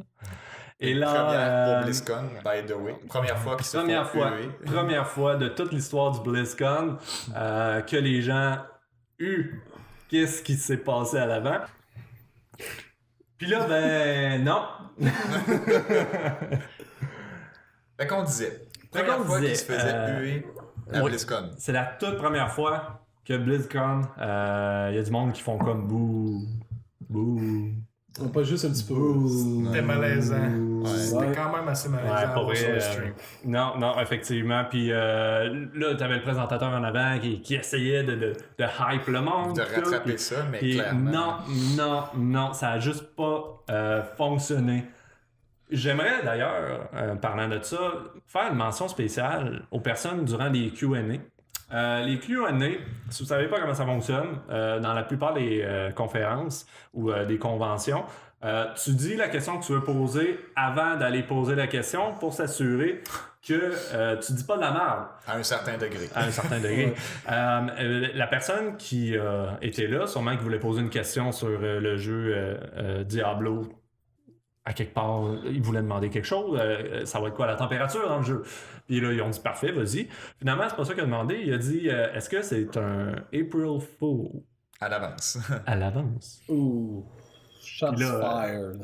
Avec une ruée d'applaudissements par la suite. Oui, le gars a été enflammé. Là. Je veux dire, ouch, effectivement. Je veux dire, de toutes les compagnies de jeux, Blizzard, je pense que ça aurait été le dernier que j'aurais cru que quelqu'un aurait osé aller faire ça, genre live, en direct, sur un stream, devant je sais pas combien de centaines de personnes. Plus les millions qui regardaient à la maison. Fait Ouais. que, Pour vrai, ouch. Donc, fait que là, ça m'a, quand j'ai vu ça, là, un jeu Diablo mobile, là, ça m'a titillé un peu. Pas du fait qu'ils font un jeu mobile. Je veux dire, c'est correct de faire un jeu mobile. Ils ont fait Hearthstone sur mobile, ça a super bien fonctionné, ça fonctionne encore super bien aujourd'hui. Good for them. Diablo, t'annonces Diablo Immortal sur mobile. Quand tout le monde attend Diablo 4, quand tout le monde savait qu'il allait avoir de quoi Diablo, d'annoncer, là ils se font dire ouais, c'est un jeu mobile. En passant, vous avez payé 150$ pour être assis ici pour vous faire dire que vous allez avoir un jeu dans vos poches. c'est ça. Ben, le fait qu'ils l'ont annoncé en premier lieu, tu sais, s'ils l'auraient annoncé, ils ont fait la cérémonie d'ouverture. Là, généralement, après la cérémonie d'ouverture, c'est là qu'on a le trailer du gros jeu qu'ils vont annoncer pour l'année à venir ou qui va être le plus parlé pour le BlizzCon en question. C'est avec ça qui ouvre le show, c'est ça qui nous appelle, c'est ça qui fait OK, wow. Puis là, c'est pour ça que le monde vient à BlizzCon, autre que pour voir des conventions en détail pour les jeux qu'ils aiment, mais c'est souvent pour le gros reveal d'expansion ou du jeu qui va sortir. Au moins, s'il aurait annoncé, je sais pas, Diablo 4, puis après ça, oh, by the way, side project, Diablo Immortal. Cool, là, tu l'amènes, tu sais, t'as quand même ton gros contenu, puis t'as un petit projet sur la salle, que tu dis, nos développeurs ont développé ça, sideline, puis ça a donné que ça a pris du potentiel, puis on voit beaucoup de futur pour ce jeu-là. Nice. Là, en premier lieu, ils ont dit, quelques mois avant, OK, oui, on travaille sur des projets de Diablo pour le futur. Ça a créé beaucoup de hype dans la communauté de Diablo sur les subreddits ou sur les forums officiels de Blizzard. Là, ils ont vu que ça commençait à prendre beaucoup d'ampleur puis que le feu grossissait. Fait que puis ils ont juste fait un statement officiel. Vous écoutez, oui, on travaille sur des projets. On sait que vous voulez Diablo 4, mais ça sera pas peut-être nécessairement ça qui est prêt à être annoncé pour BlizzCon, mais quand même, restez accrochés puis ça s'en vient. Ils ont quand même fait un effort parce qu'ils savaient probablement le backlash qu'il allait avoir par rapport à ça, mais quand même, je pense qu'ils avaient juste trop hypé en premier lieu. Définitivement. Puis ils s'attendaient pas à autant un gros backslash. Hey, je veux dire, ils ont uploadé le trailer sur YouTube, ils l'ont take down parce qu'il y avait trop de negative comments puis de dislikes. Ils l'ont re-uploadé, ils l'ont re-take down, ils l'ont re-uploadé. Là, celle-là, il est encore là, mais pareil, le ratio de like-dislike est atroce. Là. On parle de Call of Duty Infinite Warfare ici. Là, Ouais. donc c'est non, pour vrai, c'est sûr qu'ils ne s'attendaient pas à ça. Puis je pense qu'une des choses que les gens, en tout cas moi personnellement, avoir été dans la salle, pas nécessairement dire « Hey, salut, Diablo 4 arrive en 2020 ». Pas nécessairement dire ça. Juste dire comme « By the way, on travaille sur un opus pour le PC. » Ouais. Mais tu sais, exemple, juste quand que Bethesda a fait une conférence dernièrement, je ne me rappelle plus c'était à quoi, mais qui ont annoncé Elder Scrolls 6. C'était juste un teaser, peut-être une vingtaine de secondes avec un aerial shot puis le logo du jeu. Mais c'est juste pour dire, tu sais, on vous a pas oublié puis on le travaille puis ça va être malade. C'est juste pour créer le hype. Qui nous aurait juste donné ça, ok, fine. C'est juste une petite cinématique en CGI ou une voix qui annonce le jeu, n'importe quoi. Mais là, le fait qu'ils ont juste annoncé ça, c'est vraiment une claque d'en face pour ceux qui se sont déplacés puis qui sont venus, qui ont tout fait pour être dans les premières places à la cérémonie d'ouverture. Puis tu sais, tu montres ça à un public, on s'entend? C'est du monde qui ont payé 100, 150$, je sais pas combien ça coûte pour être au BlizzCon, mais ça coûte au moins 100$. C'est du monde qui ont payé pour être là, c'est des gros fans de Blizzard. C'est des gamers, pas des casual gamers, c'est des gamers qui ont des ordi puis des consoles, whatever, puis qui game pour de vrai avec une manette, clavier, souris, pas sur leur téléphone. Puis ils se vont dire, ben vous aurez pas ça. Vous allez avoir ça sur votre téléphone. Tu sais, les petits pitons dans l'écran, mais ça va fonctionner de même. Tu sais, je veux dire. Aimez-vous ça jouer à GTA sur votre téléphone, vous autres? Moi, j'ai essayé. C'est pas jouable, c'est des contrôles bizarres. Je déteste ça. Puis là, après ça, tu viens dire à du monde qui se contre-crisse des téléphones. Là, tu leur dis, ouais, ben. Le prochain main title, c'est la console de choix, c'est le téléphone. Exact. Ouais, mais on va-tu pouvoir jouer sur le PC pareil? Nope. Ben non, tout le monde a des téléphones. Tout le monde a des téléphones, voyons. Ça, c'est littéralement un des présentateurs qui a dit ça en Q&A. Puis, j'ai pas de mots. Ben lui non plus, il avait pas de mots. True that. Définitivement que les autres étaient pas prêts à ça. Fait que ma question pour vous autres, vous pensez de quoi de Diablo sur mobile? Le premier problème, je suis pas contre les titles de mobile. J'ai quand même un exemple, j'ai Hearthstone. Des fois, si j'ai un jeu qui m'intéresse, je vais l'essayer. Puis ça se peut que je garde mon téléphone pour les rares fois que je joue. Et c'est sûr qu'un jeu du niveau de qualité de Blizzard, ça peut avoir du potentiel. Le problème que j'ai avec ça, c'est que je me rappelle plus c'est quoi le nom de la compagnie qui fait le jeu, mais c'est pas développé par Blizzard directement. Il y a une compagnie qui a développé des jeux à la clone de Diablo ou autre. Puis Blizzard a donné le contrat à cette compagnie-là de développer le jeu. Fait que bref, eux autres, ils vont prendre les jeux qu'ils ont déjà développés puis ils se trappent un skin de Diablo dessus. C'est exactement ça. À quel point que ça va avoir le polish d'un title de Blizzard qu'on est habitué, je ne sais pas. J'espère qu'ils vont faire un bon quality control dessus pour que ça soit aussi bon que d'habitude. Mais honnêtement, juste le fait que ce soit... tu sais, au moins, s'ils l'annoncent puis ils mettent autant de les projecteurs sur ce projet-là comme étant leur main Diablo title pour l'instant, mais au moins que ce soit développé à la maison. Là, le fait qu'ils outsourcent ça à une autre compagnie, c'est encore une deuxième claque d'en face, en plus que même pas eux qui travaillent principalement sur le projet. À moins que eux autres sont vraiment en train de travailler acharnement sur le prochain titre de Diablo, ok, peut-être, mais encore là, donnez-nous quelque chose par rapport à ça. Là, le fait que c'est vraiment un autre studio en plus qui attaque le projet. Je sais pas, là. Mes opinions sont mixtes. Là. Je vais attendre. Je vais probablement donner une chance. Je dirais pas que je vais pas jouer. Je vais pas embarquer sur le hate train puis commencer à bâcher le jeu comme de quoi ça va être de la merde. Je l'ai pas essayé. Est-ce que ça se peut que finalement le gameplay soit super poli puis que ça soit le fun? Bon, ouais, c'est très probable, mais je vais attendre de l'essayer avant de pouvoir faire un jugement plus approfondi sur ça. Là. Alright. Vous autres, les gars? Moi, personnellement, ça m'a surpris de voir qu'ils annonçaient ça. C'est pas quelque chose que je m'attendais à ce que Blizzard se lance là-dedans. Mais ça me choque pas. Pourtant, étant un grand fan de Diablo, ça me choque pas parce que je ramène à une citation de là, plusieurs mois que Blizzard a dit « On a 3 projets de Diablo actuellement ». Et là, à ce moment-là, ben, il y avait beaucoup de spéculations sur quoi étaient les 3 projets. Moi, ma spéculation originale, c'était... Donc, on va peut-être voir une nouvelle expansion dans Diablo 3, vu qu'ils continuent d'essayer de faire vivre le jeu. Il y aura probablement un Diablo 4, mais on s'entend Diablo 4, c'est pas demain matin. Et je m'attendais à voir un Diablo 2 Remaster. D'ici là, on a Diablo 3 sur la Switch, qui était donc un des 3 projets. Ouais. Ok, tant mieux pour ceux que ça fait leur affaire. Ça, moi, ça change. C'est très bon, il paraît. C'est ça, ça m'enlève rien à moi. Après ça, là, on tombe à 2. Donc, moi, en tant que grand fan, je me disais, bon, on va voir Diablo 4 et Diablo 2 Remaster. Et là, il y a Diablo Immortal. Donc là, il reste un projet. Il reste juste un projet. Et donc, est-ce que Blizzard sont en train de travailler sur Diablo 4 ou sont en train de travailler sur un remake de Diablo 2? Personnellement, je pense qu'ils travaillent plus sur un remake de Diablo 2. Mais c'est deux équipes différentes, je voulais pas t'interrompre. Non, c'est ça. Le jeu est outsource pour ce qui est de Diablo Immortal, mais ils ont annoncé, dans le fond, qu'il y avait 3 projets.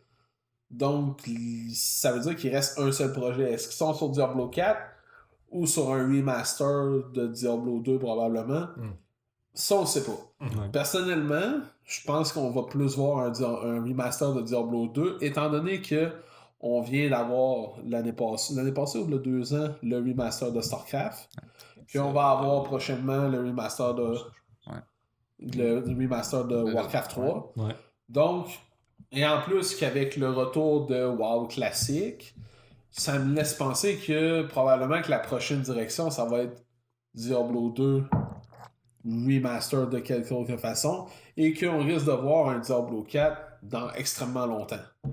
C'est ce que j'en pense. Mais je pense qu'ils ont dit qu'ils ont une team qui travaille exclusivement sur les titles classiques pour faire des remasters. Fait que ça serait peut-être pas impossible qu'on voit un announcement de Diablo 2 puis 4 plus proche qu'on pense. Ça, je voyais pas ça comme ça. C'est possible.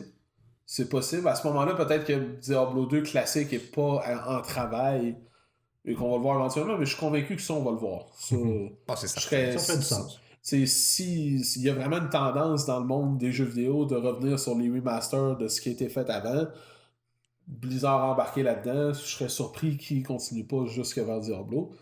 Pour ce qui est du jeu mobile en tant que tel, comme Gabriel disait, c'est un à essayer. C'est sûr qu'on aurait préféré autre chose. Moi, de la façon dont je vois ça, je me dis, si c'est pas fait par Blizzard directement, ils mettent pas trop de ressources d'un autre projet qui aurait plus être peut-être plus AAA pour un projet mobile. Donc, je vois ça comme un plus. Ça a la possibilité d'être bon ou de la possibilité d'être on le télécharge, on l'essaye, ça fait pas, on le supprime, puis ça n'existe pas. Mais c'est sûr que c'est comprenable que les gens soient un peu choqués si on s'attendait à avoir un futur projet Diablo 4, si on veut. Mais personnellement, ça m'affecte pas plus qu'il faut. Alright. Xavier, as-tu quelque chose là-dessus? Ben, on a-tu les détails là-dessus? On sait-tu, ça va-tu... On sait pas ça sort quand, on sait pas si c'est gratuit. Non, c'est ça. On s'entend, il va y avoir des microtransactions. Ça, c'est clair, net et précis. Mais on sait pas si le jeu à la base va être gratuit ou payant. On a vraiment pas grand détail. Honnêtement, j'ai pas de grosse opinion là-dessus pour l'instant sans avoir plus de détails. Moi, j'ai rien contre le mobile gaming non plus. J'en fais souvent, que ce soit avec Hearthstone ou Warhammer Champions. Non, j'attendrai d'avoir plus de détails. Comment ça va marcher, combien de joueurs on va pouvoir jouer, comment ça va coûter, quelles sont justement les microtransactions. Ça va-tu être un pay-to-win? Ça va-tu être... Non, À suivre. Là. À suivre. Ouais, c'est vrai, je pense que c'est quand même assez clair comment les gars font des bons points aussi, que je suis d'accord avec ce qu'ils ont dit au niveau de c'est une autre compagnie qui va la faire. Fait que tu sais, avoir un quality check là-dessus, puis en même temps. Non, j'attends. Alright. Sounds good. Ben, c'est ce qui conclut BlizzCon. Ouais, vive le BlizzCon. Stock, le BlizzCon. Il y avait du stock en bottin. Mais je pense, moi, ça me permet d'amener un petit point. Je pense que c'est le BlizzCon actuel, puis si on peut remonter un petit peu au E3 qu'on a eu l'été passé, au mois de juin en réalité. On dirait qu'il y a comme une tendance que les développeurs, les éditeurs, on dirait qu'ils ont de la misère à amener leur jeu aux gens. Puis surtout le E3, c'était assez particulier à quel point que on dirait que les développeurs veulent absolument mettre un développeur du jeu, mais vont prendre quelqu'un qui a pas, qui a pas l'attitude de présenter ou de créer un hype. C'est ça. Puis donc juste de dire t'es le game designer, tu peux être le meilleur game designer de la planète, mais sans être la bonne personne pour être devant le micro, devant une salle de 5000 personnes.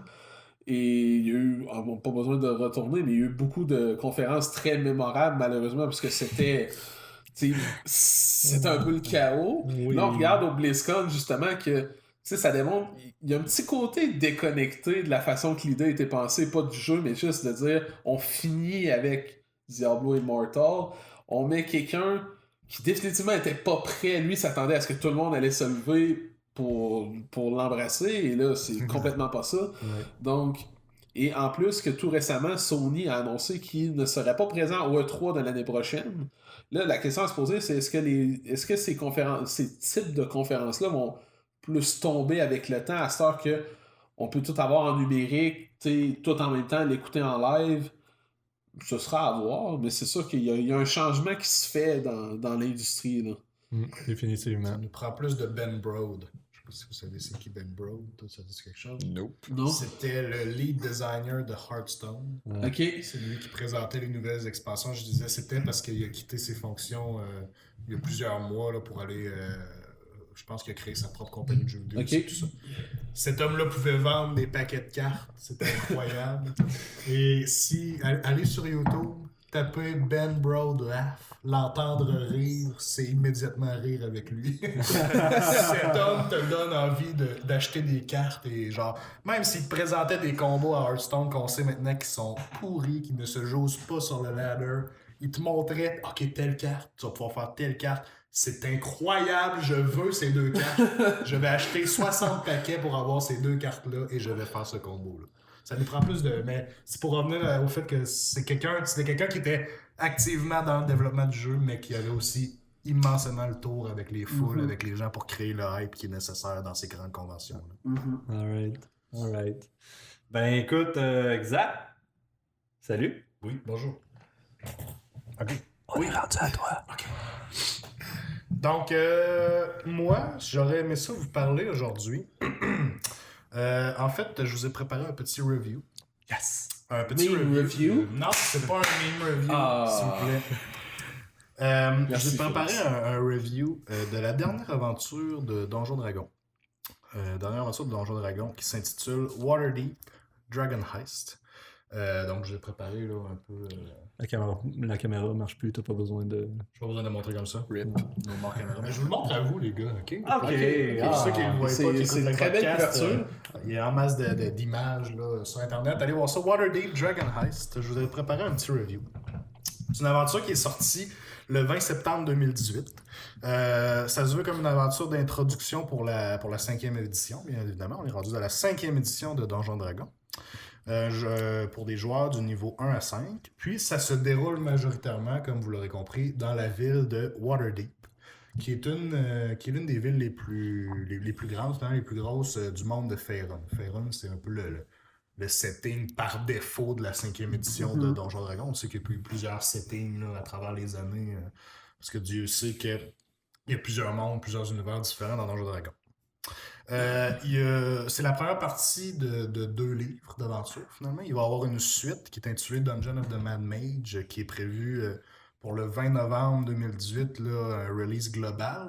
Je sais qu'elle se trouve déjà en magasin dans des local game stores. On peut déjà aller la chercher, mais globalement, c'est le 20 novembre officiellement. Waterdeep Dragon Heist, c'est la plus courte. En fait, c'est le volume le plus petit. Depuis Horde of the Dragon Queen qui était sorti en 2014. Il y a seulement 224 pages dans celui-là. On voit qu'il est un peu plus léger là, si on prend les autres, là, Out of the Abyss ou Curse of Strahd, qui sont des volumes un peu plus lourds. Par contre, c'est probablement l'une des aventures les mieux conçues et les plus intelligemment présentées. C'est plus qu'une aventure qui part du point A qui va au point C en passant par le point B. C'est vraiment une magnifique façon d'avoir un pied. Oui, excusez. C'est vraiment une magnifique façon d'avoir un pied à terre dans l'univers de D&D, puis du même coup dans les tabletop RPG en général. C'est une très bonne introduction. Si vous commencez le genre ou tout simplement pour vous starter une nouvelle campagne, ce livre-là est vraiment digne de votre temps. Je vais vous parler un peu pourquoi. Au niveau de l'histoire de D&D, de l'histoire de Waterdeep. Attends un petit peu, t'as oublié de dire quelque chose avant? Sophie, arrête de regarder. Ouais, il y a des spoilers, ok? Les spoilers, on a commencé la campagne, je DM cette campagne-là avec ma copine, puis un couple d'amis. On a eu une première session, ils ont bien aimé. On a une prochaine session la semaine prochaine probablement. Et puis là, je veux juste avertir qu'il y a des spoilers mineurs, je dirais pas en détail, mais quand même, si les gens veulent vraiment aller dans l'aventure complètement aveugle, ben sautez plus loin. On va vous mettre un timestamp, sautez plus loin. C'est ça, Félix fait ça. Félix va éditer ça comme du monde, puis il va nous faire ça. Parfait!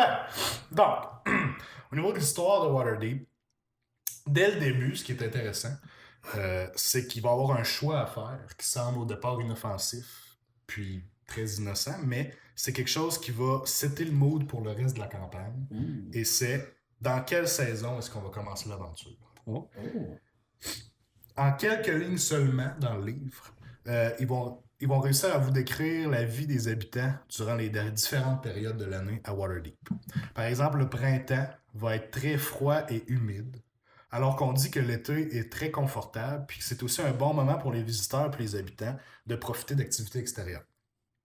On parle aussi de l'automne, parce que la ville se prépare, veut pas, à l'hiver qui s'en vient, puis commence à entasser, entreposer ses récoltes, alors qu'on sent déjà les vents froids de la mer qui préviennent les habitants des temps plus durs qui sont à venir.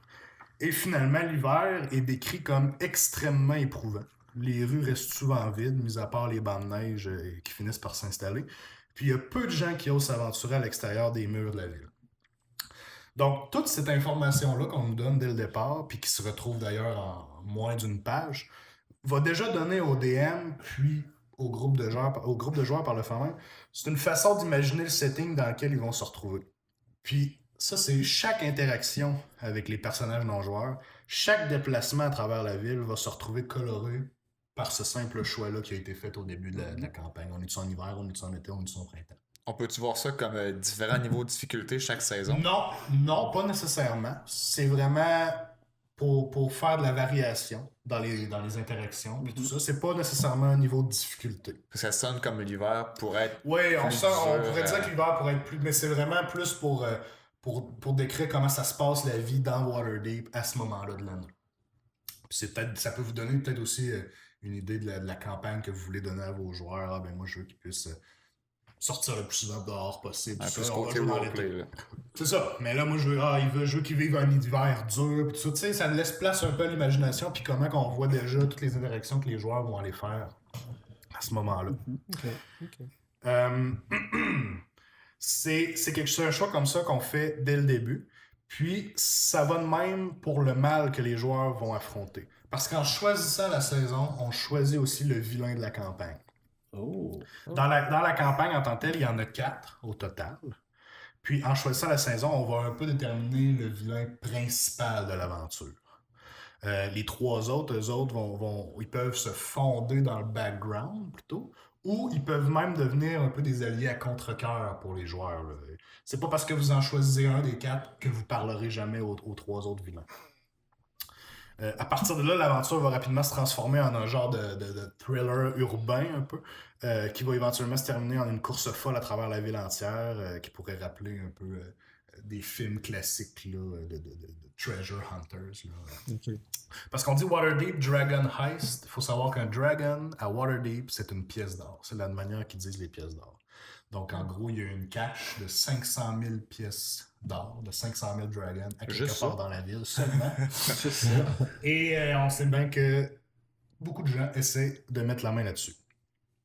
Au niveau du produit en tant que tel, en plus du livre, c'est les petites choses qui viennent avec le livre, avec le produit qu'on a acheté qui rendent vraiment l'aventure intéressante. On retrouve au verso du livre, au verso à la dernière page, vraiment avant la couverture arrière, je vous l'ai amené ici, une énorme carte dépliante. C'est une carte à double face de la ville. Puis c'est assez gros, j'ai pas pris les mesures, mais ça fait un bon poster de change, je vous dirais.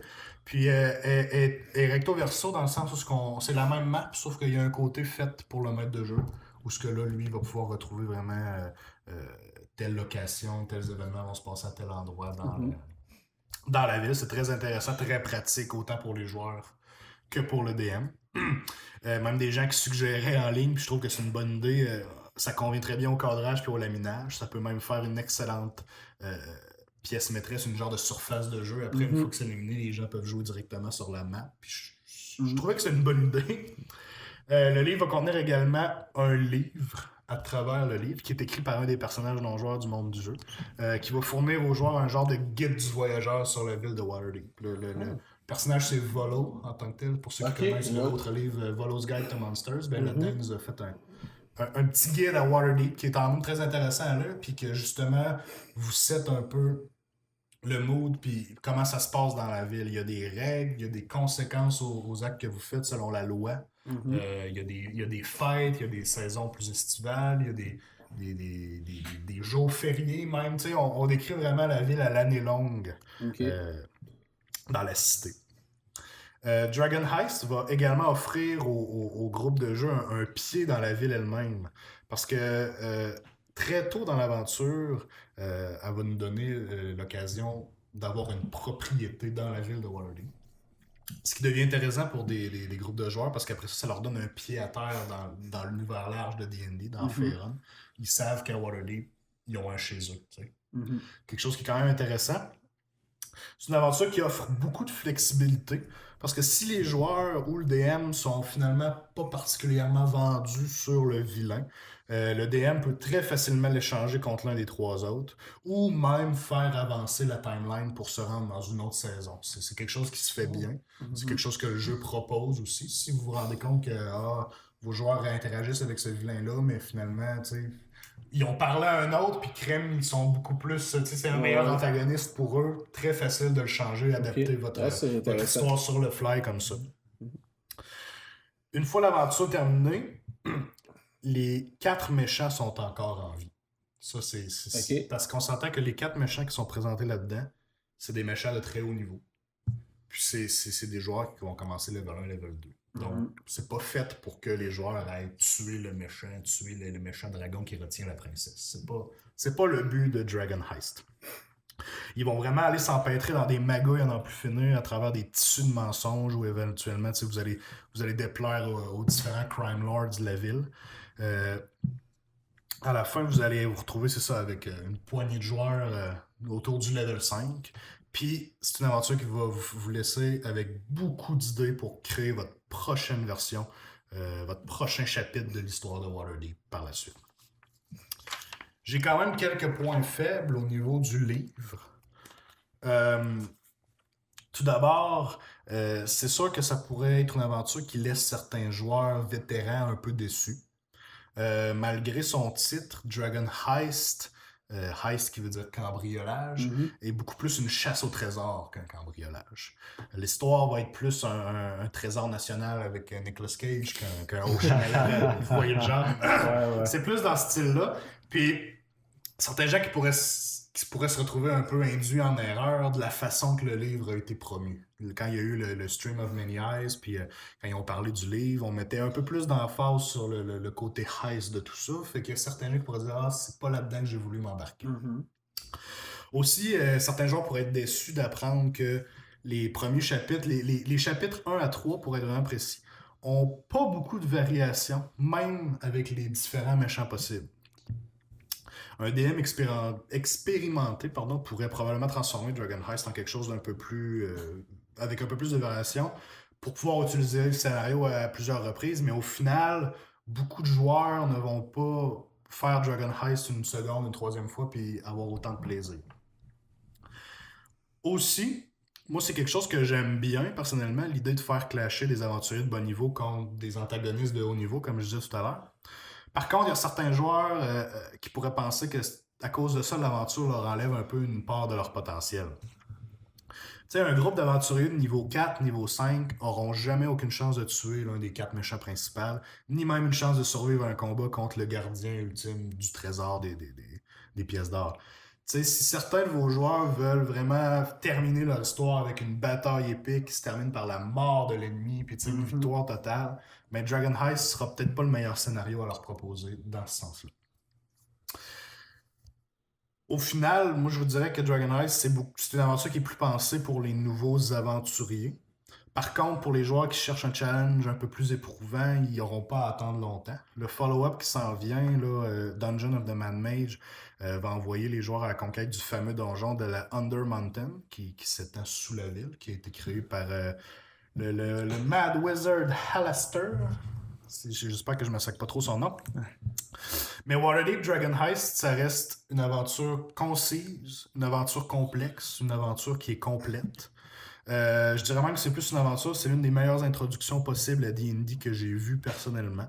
C'est aussi un excellent moyen de familiariser les joueurs avec l'une des plus grandes villes du monde de Faerun.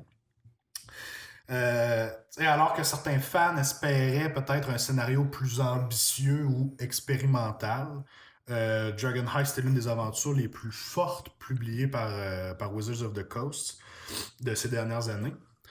En soi, moi j'ai l'impression, puis je pense que c'est reflété aussi par beaucoup de gens en ligne ou d'autres reviews, ça semble être aussi amusant que des favoris comme Curse of Strahd ou Tomb of Annihilation, qui sont deux autres des aventures les plus populaires du jeu. Mais je pense que si on attend, puis une fois qu'elle va être couplée à la prochaine aventure qui la suit, Dungeon of the Mad Mage, ça pourrait probablement devenir la meilleure aventure de D&D à ce jour. Ah, damn. Okay. Ça a du potentiel. Ouais, beaucoup de potentiel. J'ai très hâte de continuer avec mon groupe. Là. Je pense qu'ils ont aimé aussi. C'est sûr qu'on est un groupe, là. Il y a 2 personnes qui débutent plus, puis ma copine aussi, que ça fait pas beaucoup de sessions qu'elle fait de Donjon Dragon, mais je pense que tout le monde a bien apprécié. Puis on prend notre temps, puis ça va bien. L'histoire est bonne, je la lis à mesure aussi, puis j'ai hâte de savoir la suite. Là. En fait, j'ai hâte qu'ils se rendent dans la suite. Là. Okay. Je sais ce qui s'en vient, mais j'ai hâte de voir leur... C'est toujours ça, on a hâte de voir la réaction de nos joueurs. On a hâte de voir la réaction de nos joueurs par rapport à chaque petit twist, chaque petit moment qui se passe. Fait que c'est une aventure très intéressante que je recommande beaucoup. Et j'ai très hâte de recevoir Dungeon of the Mad Mage aussi pour... pouvoir aller faire une vingtaine de niveaux de donjon et mourir probablement 14-15 de manière atroce. Oui, je pourrais probablement faire aussi dans les prochains mois un autre review de ce prochain livre. Certainement. Intéressant. Personnellement, j'ai vaguement joué à D&D avec toi, Xavier, avec toi, Max aussi. Puis une des choses que j'aimais plus ou moins de ça, c'est que c'était pas tant visuel. Hein? Mais là, avec la carte que t'as présentée, je veux dire, tu peux pas avoir plus visuel que ça. Fait que je pense que pour un beginner, effectivement, comme tu disais... La carte aide beaucoup. Le livre donne beaucoup d'outils aussi pour bien décrire vos... Parce que on joue avec une genre de map sur la table aussi qu'on peut dessiner avec des crayons effaçables à sec. Le livre donne beaucoup de cues, comment faire vos maps, comment venir placer quel objet à quel endroit, où sont les monstres, où sont les... Fait que c'est très aidant, autant pour les joueurs que pour des gens qui commencent à être un DM puis qui sont débutants. Je pense que c'est très intéressant pour tout le monde. All right. Ben, Crème, merci, Xavier. C'était super intéressant. Plaisir. Puis l'autre d'après, il est sorti ou Dungeon of the Mad Mage est attendu globalement pour le 20 novembre 2018, comme je disais. Par contre, on peut déjà le retrouver en magasin. Là. Souvent, les game stores locaux là, peuvent les sortir plus tôt. Sûrement. Il y a sûrement une version digitale disponible sur les internets aussi. Pas mal sûr que oui. Sûrement.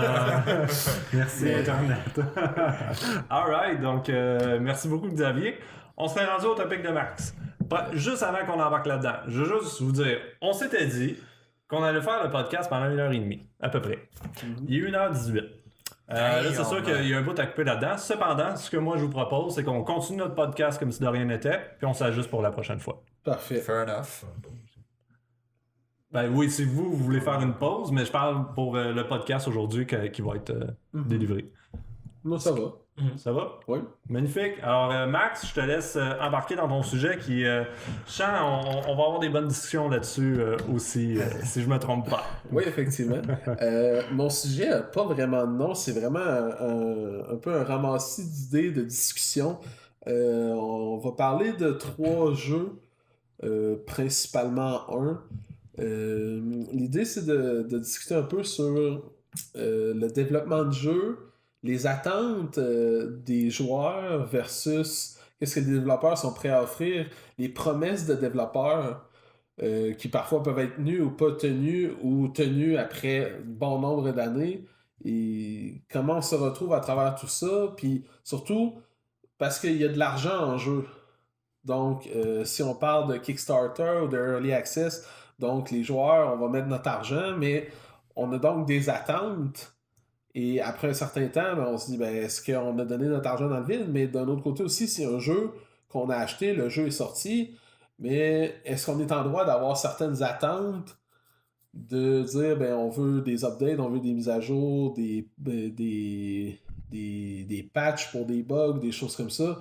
Et de l'autre côté, les développeurs, comment est-ce qu'eux vont gérer ça? Je vais commencer par parler de PUBG, qui est un de mes jeux assez préférés. Moi aussi. J'y joue beaucoup de façon régulière. C'est un peu une relation d'amour-haine avec PUBG. PUBG, pour ceux qui ne savent pas, c'est PlayerUnknown's Battlegrounds. C'est un Battle Royale. C'est la saveur de l'année. Battle Royale, vous en avez maintenant un dans COD, dans Battlefield. Battle Royale. Ouais, Donc, puis PUBG, c'est pas le premier. Là. Il y en a qui veulent dire c'est le premier. Ça n'a pas d'importance. Diablo Battle Royale, vous l'avez entendu ici en premier. Blizzard, please don't. C'est ça le troisième projet, c'est ça. Je serais même pas surpris.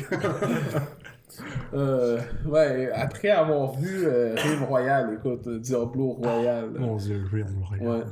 Jeu vraiment éphémère, hein, du jour au lendemain, passé de tout à rien. Eh mon Dieu, pauvre.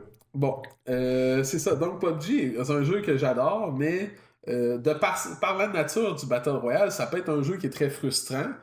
Mais ça fait partie du jeu. Des fois, il faut dire, bon, on met ça de côté pour aujourd'hui, c'est correct. Mais dernièrement, depuis un certain temps, malheureusement, il est frustrant par la performance du jeu. Est-ce qu'on en parle? Ben effectivement, on va en parler. Bluehole, la compagnie qui a fait PUBG, est toujours en train de faire des petites mises à jour, des ci, des ça. Mais parfois, on a l'impression que pour faire un pas en avant, on en fait deux en arrière. Et en fait, j'ai les dates. Le 8 août dernier, avait lancé par eux-mêmes, important de noter par eux-mêmes, la campagne Fix PUBG, qui était assez ambitieux par eux-mêmes, on dit, bon, on sait que notre jeu a des problèmes. Donc, avait mis des objectifs un peu à moyen, court et long terme, dans une période de 3 mois, qu'eux s'engageaient à travailler dessus, faire des patchs pour dire que le jeu s'améliore. La campagne s'est terminée hier, le 17 novembre, et je me suis mis à regarder un petit peu ça quand c'est sorti, parce que quand ils ont annoncé que la campagne était finie, ça m'a pris une bonne petite minute pour me dire, OK, le PUBG est fixe. C'est fini, à ce moment-là, ce que j'ai fait, c'est que j'étais allé rechercher un peu qu'est-ce qui parlait originalement dans la campagne Fix PUBG. Et après ça, on va pouvoir parler de qu'est-ce qui n'a pas été fait ou pas encore. La campagne à la base parlait beaucoup d'optimisation et de performance du jeu qui, on peut le dire, ça s'est un peu amélioré. Le matchmaking restait bon, a eu une mauvaise période à travers 2 patchs. Qu'on ne sait pas vraiment qu'est-ce qu'ils ont fait là, jusqu'à fin octobre, début novembre, en ayant sorti le patch, ils ont tout brisé. C'est revenu. Généralement, le matchmaking est bon. Les serveurs, ça va bien. L'anti-cheat ont beaucoup travaillé là-dessus, sont rendus avec le Battle Eye. Personnellement, on sait que on peut pas juste dire par une personne qui joue, ça représente une vision globale du jeu, mais ça fait longtemps que j'ai pas croisé vraiment un hacker, là, quelque chose, c'est voir la map au complet se vider en dedans de 2 minutes, ça fait un bon moment. Le matchmaking est plus rapide, mais ça va venir dans mes points aussi négatifs. Dans un update qu'ils ont fait, PUBG actuellement a 3 maps. Ouais. Jusqu'à tout récemment, on pouvait queuer up dans soit les plus grandes maps, qui sont Erangel et Miramar, ou queuer up dans la plus petite map Sandhawk. Donc, on pouvait dire je veux tout jouer, ou je veux jouer la petite map, ou les 2 grandes maps. Ce qui amenait quand même un matchmaking assez rapide. Ils ont fait une petite modification pour faire plaisir aux gens, mais que ça l'a amené un problème par la suite. C'est que là, maintenant, on peut juste choisir ou bien n'importe quelle map ou une map. Le problème que ça apporte, c'est que si on joue pas Sandhawk, le fait qu'on peut juste queuer dans Miramar ou Erangel, ça fait que les temps pour remplir un serveur sont beaucoup plus longs.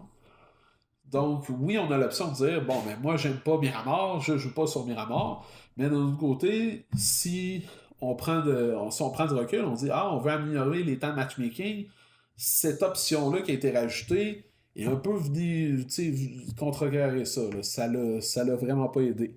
Après ça, dans quelque chose qui n'avait pas été parlé dans le Fix PUBG, c'est le bug des guns. C'est dur à expliquer un peu si vous n'avez pas vu une vidéo, mais parfois, vous allez vous promener, mais vos armes que vous avez dans votre dos vont se mettre à flotter. Oui. Ça peut sembler anodin, sauf que le problème, c'est que les autres peuvent le voir. Donc, vous pouvez marcher et tout d'un coup voir, c'est drôle, il y a un sniper rifle qui est là sur le top de la forêt, puis il flotte. Donc, la logique à avoir, c'est de dire, il y avait quelqu'un avec un sniper rifle qui était là récemment. Fait que ça peut causer dans certains moments des problèmes dans une partie. C'est ça quelque chose qui... Ils en ont parlé, mais ça n'a pas été réglé, c'est encore un problème. Le problème le plus majeur qui en ont récemment parlé, c'est le desync. Le desync, il est donc que ce qui se passe dans notre écran et ce qui se passe dans l'écran de l'adversaire, soit pas en même temps. Ce qui amène à des problèmes de si vous êtes en train de vous battre avec quelqu'un, je vais me tasser de la fenêtre, et là, l'adversaire, lui, vous êtes encore dans la fenêtre, donc vous tire dans la tête, vous tombez à terre, mais vous êtes à 5 pieds de la fenêtre. Parce que dans l'écran de l'adversaire, on était devant la dite fenêtre. Ça, c'est vraiment... Ça brise le jeu depuis des mois. Ouais. C'est, selon Bluehole, moins pire depuis le 7 novembre, ce qui, je crois, est faux. Tout simplement, si je sais pas où ils sont pour dire que ce soit meilleur, ça n'a pas été réglé. L'autre problème qu'on a encore, c'est les bugs de son. Et là, quand je parlais de faire un pas en avant, 2 pas en arrière, c'est là plusieurs mois. Bluehole ont décidé de faire une mise à jour de son. Mais ont décidé qu'elle n'allait pas en parler à personne et ce n'était pas dans les patch notes. Et là, quelques jours par après, les gens sur Reddit, sur les forums, ont commencé à dire « Il me semble que le son, il y a un problème. » Et là, Bluehole finit par dire « Ah oui, c'est vrai, on a fait une mise à jour. » Et là, tout le monde a dit « Ah, ok, vous avez fait une mise à jour, mais vous avez causé des problèmes dans le jeu. » Et depuis plusieurs mois maintenant, votre son de joueur peut être entendu ailleurs. Donc, on peut être en train de marcher, et vous allez vous entendre marcher à 5 pieds à droite. Ce qui brise le jeu, parce que c'est un jeu qui est axé sur le son.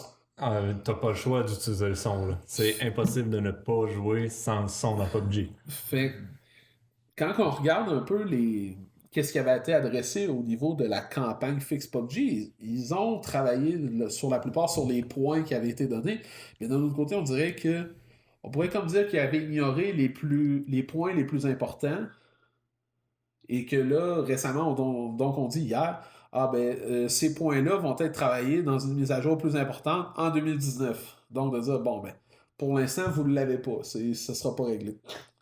Moi, la question que je me pose, parce que PUBG, comme beaucoup de jeux, offre des microtransactions. Et a continué d'offrir des microtransactions dans les derniers mois. La question que je me pose, c'est qu'à un certain moment, est-ce que c'est correct pour un développeur de continuer à vendre des microtransactions quand notre jeu est vraiment pratiquement injouable? Et là, je sais, les gens vont commencer à dire, mais là, les artistes, c'est pas les mêmes que les programmeurs. C'est vrai. C'est vrai.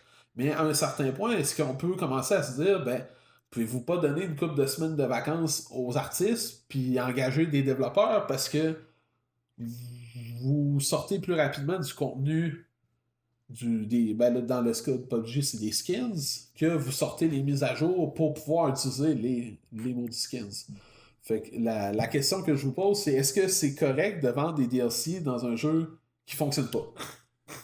Moi, je tiens à dire que je suis comme toi, PUBG Génération Love-Hate. Surtout qu'à cause d'une patch, j'ai pas pu jouer pendant 1 mois. Littéralement, là, fine, ok, on my end, il y avait un problème aussi, j'ai réglé ça. Cependant, ça fonctionnait toujours pas, donc là, j'haïs PUBG, mais j'adore PUBG. Et quand je vois des skins comme Harley Quinn à 15$, non, excuse-moi, 14,99$. C'est 25$ pour le set au complet. What the fuck? Anyway, Harley Quinn, c'est 15$. Et ils veulent que je paye 15$ pour ressembler à un personnage de DC. Premièrement, pourquoi DC? Ah oui, c'est parce que Fortnite, ils ont Marvel.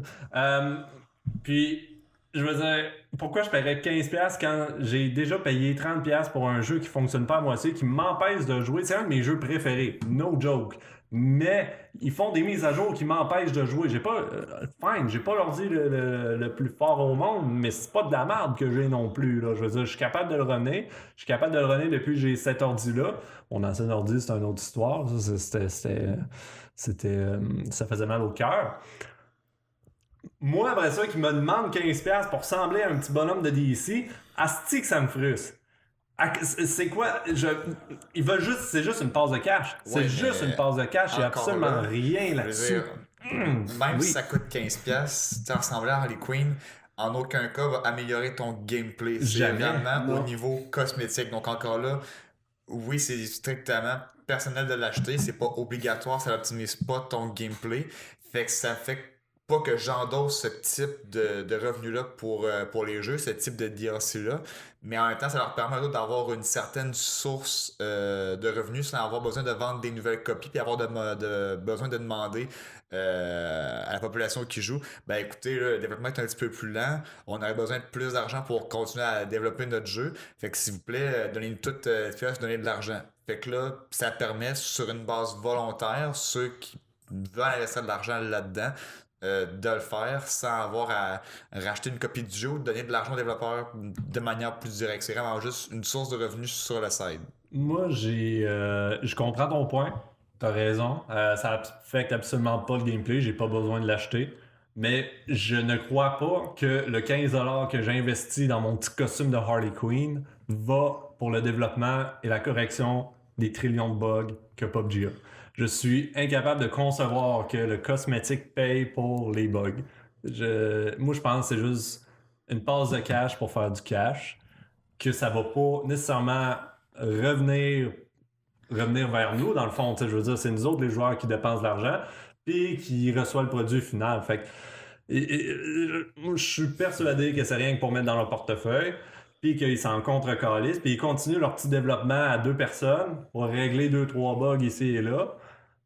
Comme là, merci, vous me permettez maintenant de rejouer, ce qui me rend heureux, mais en même temps, ça devrait pas parce que je suis fâché.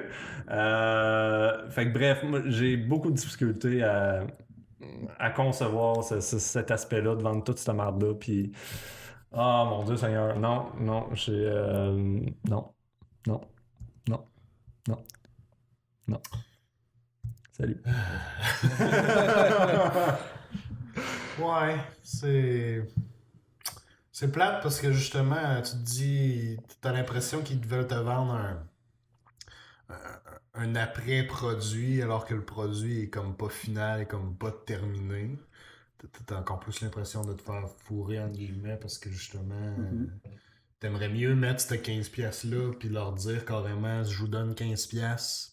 Corriger tout ce que vous avez, puis fine, tu sais, c'est le meilleur skin que tu peux pas acheter.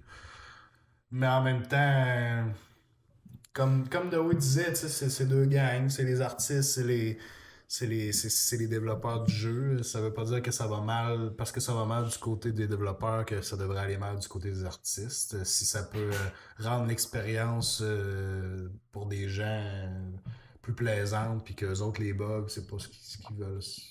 S'en foutent un peu, ben coudonc, oui, la personne va pouvoir s'habiller en Harley Quinn puis avoir bien du fun pareil. C'est dur à dire, là. C'est sûr que moi, personnellement, des cosmétiques de même, j'en achète pas vraiment. À part à Dota 2, j'en ai acheté en masse. Mais j'aurais probablement tendance aussi à dire finissez dans votre jeu comme du monde avant que je paye pour avoir des extras, pour avoir des bonus. Là. C'est un peu, je peux comprendre, c'est un peu sacré. Puis surtout aussi que, oui, tu peux acheter des skins, c'est tout à fait optionnel de le faire. Par contre, dans le jeu PUBG, la façon ça marche, tu reçois des points quand tu fais des games, des BP points. Des blue points. Oh, c'est-tu des blue? Points. Des battle points! My God, hein, tu sais, quand tu oublies tous les termes de l'univers. T'as reçu des battle points. Avec ces battle points-là, tu peux acheter des crates. Fine, ok, c'est bon, t'as des crates. Hey, j'ai pour la 4e fois cette semaine, la casquette brune bizarre, vraiment pas belle, que je mettrai jamais. Fine, c'est beau, j'ai rien payé pour ça. Mais là, après ça, tu me mets des crates qui sont bloqués. Tu reçois ta crate gratuitement et bloquée avec un cadenas. Pour débloquer ta crate, faut que tu payes 1,50$ pour avoir la clé, ou 2,50 ou 3, je sais pas que c'est rendu à combien, mais c'est juste absurde. Tu quelque chose avec le taux de change. Voilà, fait que je veux dire, pis c'est pas toute la même clé, tu peux pas acheter un type de clé pour toutes les crates, non, t'as différents types de clés pour les différents types de crates, fait que faut t'acheter la bonne affaire, il y en a des moins chers, il y en a des plus chers. Puis là, genre, si tu veux avoir ton contenu gratuit, faut que tu payes. Faut que tu payes pour avoir ton contenu gratuit. Tabarnak, jusqu'à quel point tu veux me fourrer, esti? Je suis pas un joueur de PUBG, mais il n'y a pas de manière de juste grinder pour avoir la dite clé puis le débarrer. Non, non, faut que tu l'achètes! Si je peux comparer, mettons, moi je joue un peu à Rocket League. Puis dans Rocket League, il y a beaucoup de systèmes de loot box avec des crates qu'on peut dropper. Sauf qu'ils ont instauré des systèmes on peut obtenir des décrypteurs qu'ils appellent. Puis c'est comme une clé qui nous permet d'ouvrir les crates. La seule chose, c'est que on peut pas l'échanger. Donc ça fait un item qu'il est à ton account. Fait que si tu obtiens un bon item, ben, il est à ton account. Si tu obtiens un mauvais item, il est à ton account, peu importe qui arrive. Tandis que si tu avais ouvert avec une clé, ben, tu peux avoir la possibilité de l'échanger avec des joueurs. Fait il y en a qui vont dire c'est plate le décrypteur, vous bloquez le trade, mais d'un autre côté, ils ont commencé à donner l'option d'ouvrir des crates quand même de façon. C'est souvent dans les petits événements. Donc là, on a eu un événement d'Halloween, on peut obtenir des crates qui étaient débloqués. Des fois, on nous permet d'avoir des décrypteurs. Fait que c'est des petites choses comme ça qui ont commencé à nous donner que je pense qui sont intéressantes. Mais c'est sûr qu'à la base, si on n'achète pas des clés, ben 90% de nos crates dans Rocket League, on peut pas les ouvrir. C'est moins pire que PUBG, mais c'est sûr que c'est pas idéal non plus. C'est vraiment pas l'idéal. Mais bon. Sinon, c'est un jeu qui est un peu moins d'actualité, mais je trouve que ça peut amener une question intéressante aussi. Killing Floor 2, un jeu qui a commencé en Early Access en avril 2015. Puis à ce moment-là, ça allait bien tout ça. Et jusqu'à novembre 2015, a commencé à mettre des skins. Un système de crate ou d'acheter des skins directement dans le jeu, qui a été très, très, très mal reçu par la communauté. Le jeu était passé d'avoir des reviews très positives sur Steam à très négatives dans le temps de le dire. Et le développeur donnait un peu dit mais c'est parce qu'on veut essayer notre système de skins pour le jeu final. D'un côté, on peut dire ok, oui, c'est vrai si vous voulez l'essayer, mais après ça, il faut mentionner qu'il s'est passé vraiment 1 an entre l'essai du système de skins et la sortie finale de jeu. Donc ça a été pratiquement un essai tout le temps du Early Access. C'était un très gros essai. Un très très gros essai. Donc, au final, le jeu est sorti en version 1.0. Le jeu a fini par sortir un peu du backslash qu'il y avait et qui est redevenu bien coté sur Steam. Mais ça m'amenait justement à la question que je me posais de dire... Quand ton jeu n'est pas fini, entre autres le Early Access, ou ça pourrait être un Kickstarter ou quelque chose de genre, vendre des DLC, ça se fait-tu, ça se fait-tu pas? Moi j'ai de la misère avec le principe parce que, là, si on parle de Early Access, parce que Early Access, donc, on dit, là, je vous donne de l'argent, là, vous me donnez une version du jeu qui fonctionne jusqu'à un certain point, mais je vous donne de l'argent dans l'espérance qu'on va se rendre à la 1.0. Et là, avec les skins, c'est comme un peu une façon de dire, ben là, tu nous as donné de l'argent, mais donne-nous-en donc un petit peu plus là, pour qu'on le finisse, ton jeu. Fait moi, de mon côté, ça l'accroche. C'est sûr que oui, les skins, c'est vrai, c'est optionnel. Tant que c'est pas une histoire de PD2, de les skins rendent les guns meilleurs, des choses comme ça, ça m'accroche quand même un peu de dire je t'ai donné de l'argent une fois, tu m'as promis de finir ton jeu, puis là, voilà des skins, ça te tente-tu, ça te tente-tu pas? On peut-tu finir le jeu avant? Je vais dire comme toi, finis ton jeu avant de me vendre d'autres mardes. Tant qu'à moi, un DLC, c'est soit quelque chose pour enrichir ton expérience. Donc un skin, je considère ça comme un enrichissement de l'expérience. Ou sinon, un DLC, c'est aussi une expansion selon... prolongation du contenu que tu as déjà. Ouais, exactement.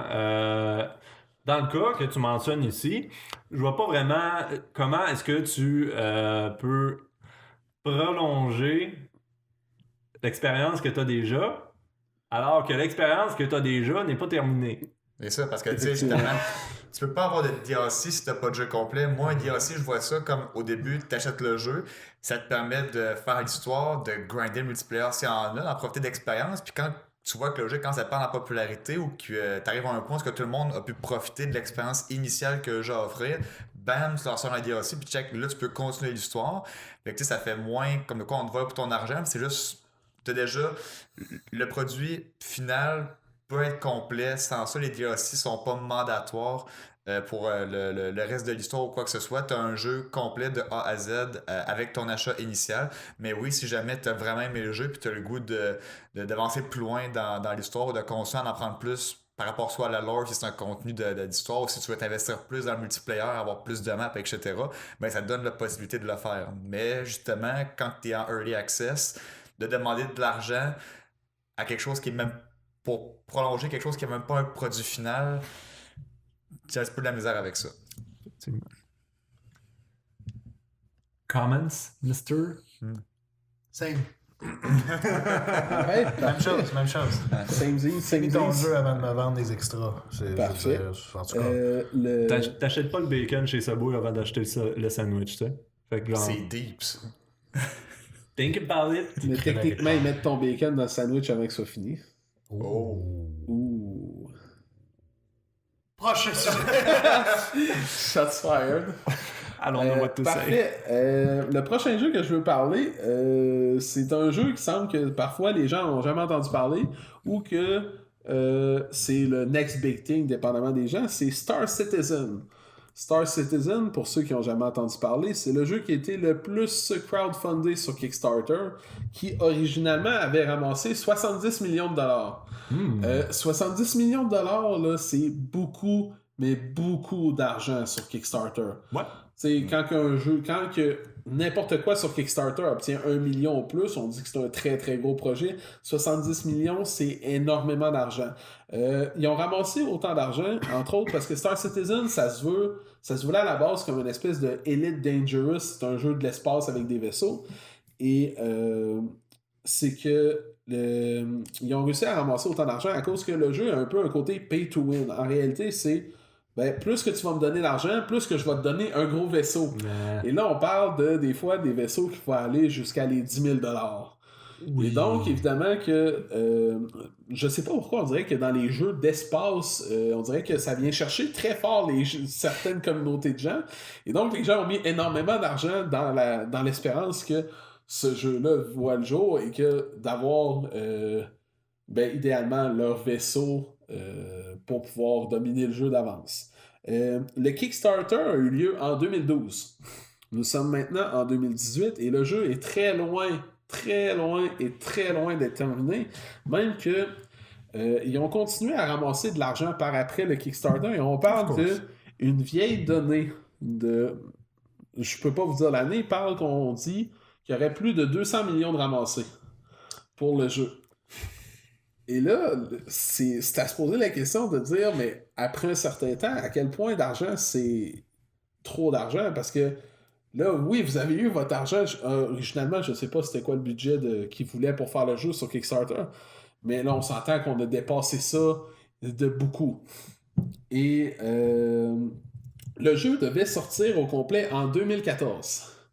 Avec le budget qu'ils ont reçu, là, évidemment, ils ont commencé à annoncer des nouvelles features, des nouvelles affaires, des ci, des ça. Mais ça l'amène un peu à une division dans la communauté parce que pour beaucoup de gens, vont dire oui, c'est beau toutes les features que vous voulez faire, mais d'un autre côté, moi, je vous ai donné 20$ ou 100$ ou 1000$ dans le temps parce que tu m'as promis X. Puis là, tu es en train de me promettre la planète Mars, ce qui peut être intéressant, mais j'aimerais ça pouvoir me rendre à la planète Mars avant d'avoir 99 ans. Et entre autres, le plus gros mode de jeu qu'ils ont décidé de faire, que c'était pas vraiment prévu, c'était le Squadron 42. C'est vraiment, dans un jeu massivement multiplayer, ils ont décidé de faire une campagne single player vraiment là, de fou. Entre autres, qu'ils se sont payés Gary Oldman et Mark Hamill comme acteurs. dans leur campagne. Donc, tu sais, gagnant d'Oscar, Mark Hamill, Fucking Très, Luke très- Skywalker. très très connu aussi. Il y avait aussi d'autres grands noms, j'ai juste pris ces deux-là parce que je savais que ça allait rejoindre l'univers geek et nerd. Je m'excuse s'il y a un autre nom que j'ai pas vu passer puis que c'est quelqu'un de connu aussi. Je suis allé vite à ce niveau-là. Squadron 42, qui avait été annoncé lui aussi à un moment donné pour dire « Ah, on va vous sortir ça en 2014 avec la sortie du jeu. Et ce mode de jeu-là ne vient pas à bout, mais ne vient pas à bout de sortir. À un certain moment donné, le développeur a dit « Ah, ben on va vous sortir ça en 2017. » Maintenant, on est en 2018 et il n'y a plus de date de sortie de prévue.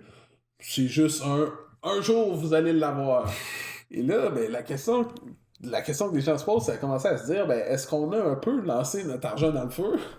Parce que ça fait 6 ans que le Kickstarter a eu lieu. Il y a des modes de jeu qui sont jouables. Il y a certaines affaires PVP aussi pis ça, mais l'ensemble du jeu, il est pas fini, il est pas complet, il est pas prêt. Mais,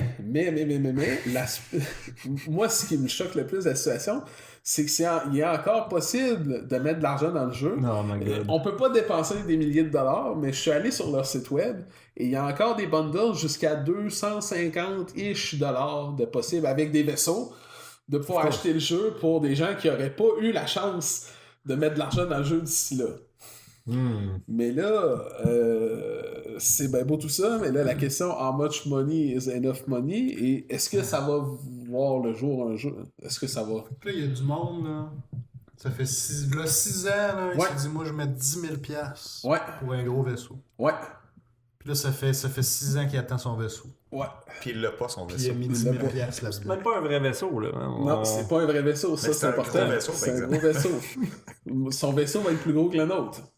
Mais... Je peux comprendre que pour sûrement certaines personnes, 10 000 piastres, c'est pas grand-chose pour eux, puis c'est comme Oh, ouais. nous mettre 10 piastres dans un jeu, mais même si ça aurait été 10 piastres, c'est 10 piastres que t'as mis v'là 6 ans. C'est ça. C'est des choses qui ont le temps de se passer en 6 ans. Là. Oh La my personne, God. peut-être qu'elle ne joue même plus à l'ordinateur. Tu sais, il y a C'est des ça. gens qui La ont mis de personne est l'argent peut-être là-dedans. décédée. Ah ouais, c'est ça. Il y a des histoires Tu peux avoir d'horreur eu comme ça. hein. tu peux avoir eu des 5 tuplets pis t'as plus le temps de toucher à ton C'est ordinateur. l'enfer. Il y a des gens qui ont mis ça dans le temps en se disant ça va sortir d'ici un an ou deux, je vais avoir un super jeu, puis ils C'est l'attendent ça. encore. C'est le classique du Kickstarter ou du Patreon, tu sais, je veux dire, c'est toujours...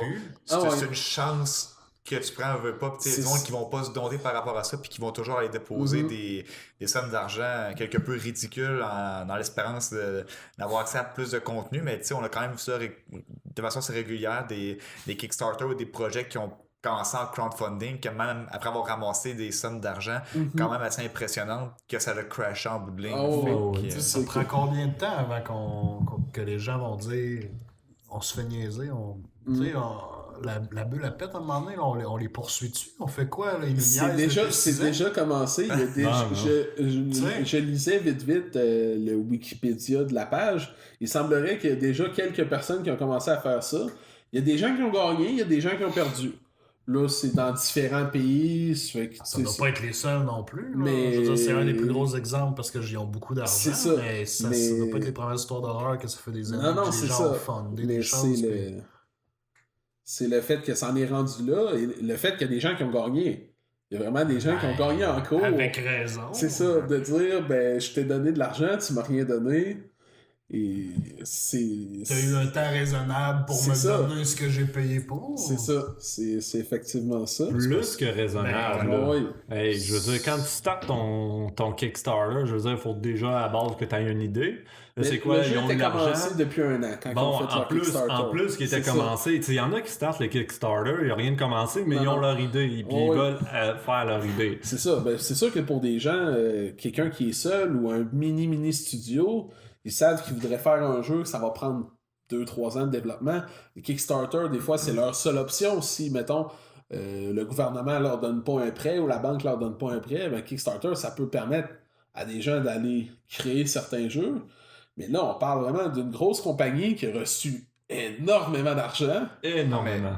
Probablement qu'en partant, cette compagnie-là avait une vision du jeu avec un budget. Tu sais, tu peux pas faire un Kickstarter sans attendre. Ils ont dû calculer des nombres, on Oui, va oui. avoir un budget estimé de temps pour C'est compléter ça. notre jeu. Fait qu'avec cet argent, on va pouvoir avoir telle fonction. C'est en plein ça. Là, étant donné qu'ils ont l'argent n'arrêtait pas de rentrer pour ce projet-là, ben, ils ont sûrement dû commencer à ambitionner. Ah, ben, tu sais, C'est là, en on sort plein, une c'est campagne, en plein chercher ça, vraiment telle affaire. ambitionné.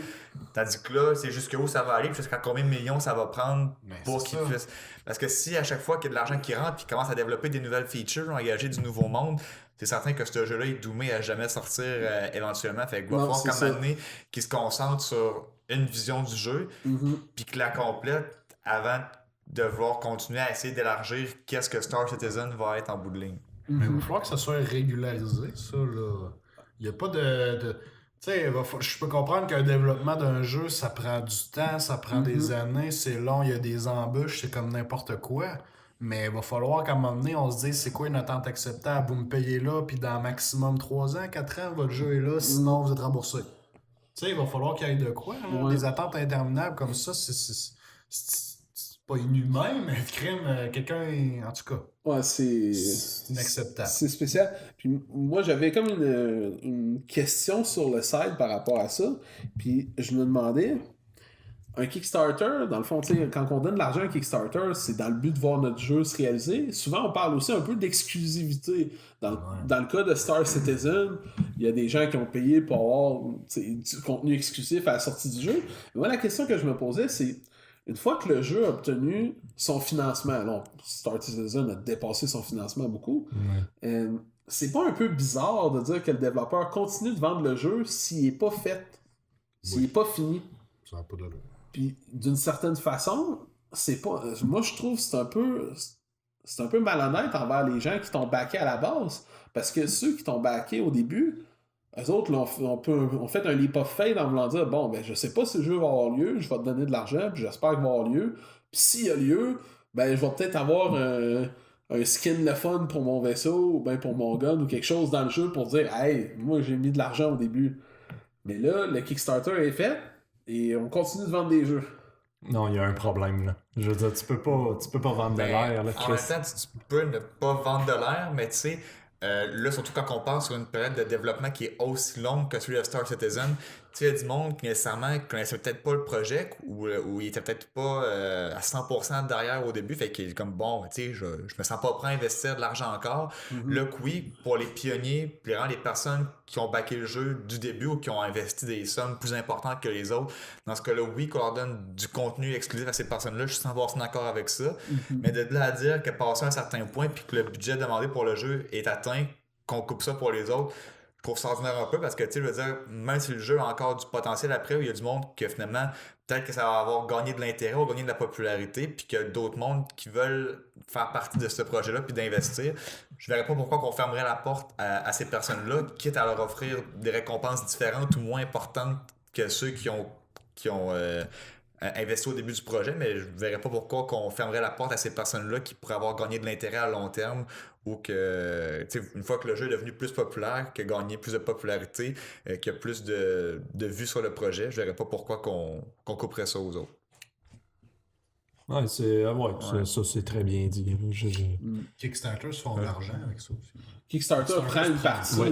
il prend une cote. Je sais pas c'est combien les pourcentages qu'ils prennent. Kickstarter n'a pas nécessairement intérêt à aller dire à Star Ok, on Citizen, arrête ça, arrêtez là. ça n'a pas de bon sens. Eux Ouais. autres, Non, l'argent non. en rentre. Puis Ah c'est oui. ça qui est plate parce que c'est les acheteurs, eux, après, qui sont obligés d'aller faire de prendre recours contre ça eux-mêmes. là. C'est en plein ça. Ça devrait venir de Kickstarter. Regarde, ton projet, c'est déraillé complètement, ça se passe pas. Kickstarter, je trouve qu'ils se défendent beaucoup du fait que ben, c'est possible qu'il se réalise, c'est écrit en petites lignes, Oui, t'sais, on n'achète pas une garantie, mais d'un autre côté, quand on atteint 10 fois, 20 fois, 100 fois l'objectif original, il arrive un moment où il devrait avoir des garanties rendues là, ou ne plus permettre, peut-être ça pourrait être une option aussi, ne pas permettre de dépasser certains échelons. Parce que on en voit, puis pas nécessairement dans le monde du gaming ou tout ça, qu'il y a certaines campagnes Kickstarter que ça on obtient 10 000% de l'objectif, mais rendu là, c'est plus les gens, dans le fond, en profitent pour l'acheter, mais d'un autre côté, Kickstarter devrait arriver et dire non, là, t'as plus besoin d'argent, t'as ton argent, fais ton produit, puis après ça, tu iras chercher plus d'argent. Parce que c'est un peu malhonnête de leur côté. Parce que dans le fond, eux autres, ils ont main prise dans ça. Ils ont intérêt à ce que les gens mettent de l'argent parce qu'ils vont aller chercher une partie de cet argent-là. Mais en même temps, il faut quand même que les autres qui s'assurent que le projet se réalise d'une manière. Parce que tu veux pas. Si exemple, tu as un projet aussi gros que Star Citizen, que en bout de ligne, ça floppe pour quelque raison quelconque, puis il n'y a aucun jeu qui ressort de ça, puis que le monde perd beaucoup d'argent parce que le développeur n'est pas capable, exemple, de repayer pour X raisons. Mais là, tu vas aller salir le nom de Kickstarter comme ça n'aura pas de saint bon sens, puis tu vas ruiner la crédibilité de la compagnie. Fait qu'eux autres aussi, pas juste par question d'argent, mais par question de principe, puis pour image de marque, qui ont comme pas le choix de s'assurer que c'est Kickstarter. C'est tout à leur avantage, Kickstarter, d'intervenir plus tôt. Le plus possible. Exactement. Parce que ça va leur, d'une manière ou d'une autre, éventuellement, ça va leur péter dans la face. Ça les touche autant que ça touche le développeur. C'est ça, puis tu sais, c'est ça va leur péter du jour au lendemain. À un moment donné, les gens, c'est très tendance ces temps-ci Kickstarter, mais éventuellement, les gens vont se réveiller, vont se rendre compte que c'est pas parce qu'on fund exactement ce qu'on veut. C'est super cool, le concept de moi, c'est ça que je veux, je vais donner de l'argent pour ça, mais c'est plate, mais il y a des gens dans la vie, je veux pas traiter Star Citizen de malhonnête, mais il y a des gens de toutes les sortes dans la vie, puis après 6 ans, on est en droit de se poser la question. Oh oui. On est en droit de se dire est-ce qu'on est en train de se faire royalement mettre un doigt dans le péteux. Tu peux-tu rappeler combien d'argent ils ont accumulé? On parlait de plus de 200 millions, mais la donnée est probablement pas exacte. Mais dans ce coin-là. On dit c'est définitivement plus que ça. Ok. Je veux juste mettre dans le contexte tout le monde. GTA 5, un des jeux les plus chers qui a été réalisé là, à faire, ça a coûté, on estime, 179 millions. Ouch. Ouais. Star Citizen ramasse plus de 200 pendant 6 ans et ils font fuck all. Je veux dire, à un moment donné, il y a un problème à quelque part. Puis oui, effectivement, comme vous disiez, là, je pense que Kickstarter devrait avoir un rôle à jouer là-dedans, vraiment. Là. Donc, ouais. Ouais, ok. Ça faisait le tour de ma discussion de DLC, Early Access, Kickstarter. Ok, alright. C'est ça. Ben, tabarouette, les gars, on a jasé. Ouais, on a jasé. C'est ça, ça serait peut-être l'ambition un peu de commencer un 4e sujet. Fait qu'au pire, je garde ça en réserve pour on en discutera pour le prochain. Parce qu'on veut en plus, on n'a pas dit c'était quoi, fait que ça va rester un mystère.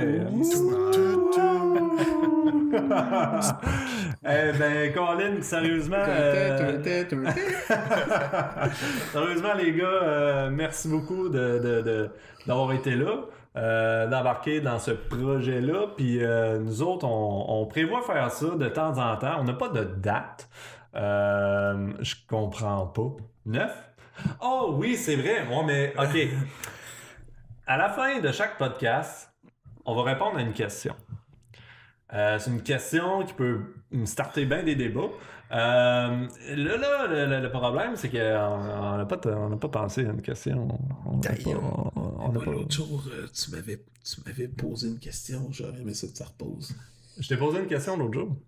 C'était quoi? Ça s'en vient louche. J'aimerais dire qu'on était les deux habillés quand il m'a posé la question. J'ai aucune idée de quoi tu parles. Ça parlait de Fortnite. Fortnite? Ouais. Je me souviens pas, c'est quoi? Hein? Oui! Oui! C'est peut-être que lui, c'est Ok, la question du jour aujourd'hui, les garçons, et on répond, et on ne porte pas nécessairement de débat là-dessus. C'est supposé être une question de fin de podcast. Parfait. Ça va finir le podcast. Dewey, Oui. vivrais-tu dans un monde sans jeux vidéo Oui. ou dans un monde où le seul jeu vidéo que tu joues, c'est Fortnite?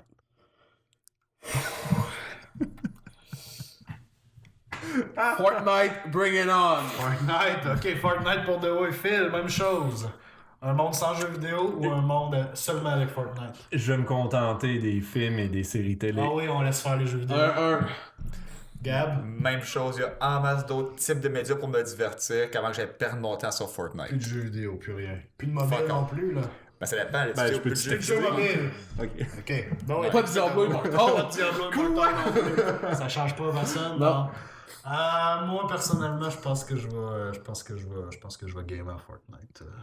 Team Fortnite. Je vais aller chercher le petit côté addictif là-dedans, malheureusement. C'est comme manger des chips ultra salés. Tu le sais que c'est mauvais pour toi. Tu continues. C'était la question du podcast. Parfait. Ok, Merci, bon, c'était ça la question. vous voyez maintenant qu'on adore Fortnite, tout le monde ici autour de la table. Les gars, merci beaucoup. Juste avant de terminer, j'aimerais ça vous mentionner qu'on n'est pas juste sur YouTube si vous regardez la version vidéo, même si la caméra ne fonctionne plus depuis un bout et que ça n'arrêtait pas de couper. On va régler ça pour la prochaine fois où il y aura juste plus de version avec une caméra. Vous pouvez nous trouver sur les plateformes principales. Je ne peux pas dire la liste exacte encore, mais il y a des maudites bonnes chances que Spotify, iTunes et Google Play soient là-dedans. Donc, checkez-nous là-dessus. Évidemment, allez nous liker notre page YouTube. Page Facebook. Page Facebook, @PlusNerdAssoir. Twitter aussi, PlusNerdAssoir. Si vous voulez nous écrire, nous envoyer des idées de sujets. Des idées de questions de jour.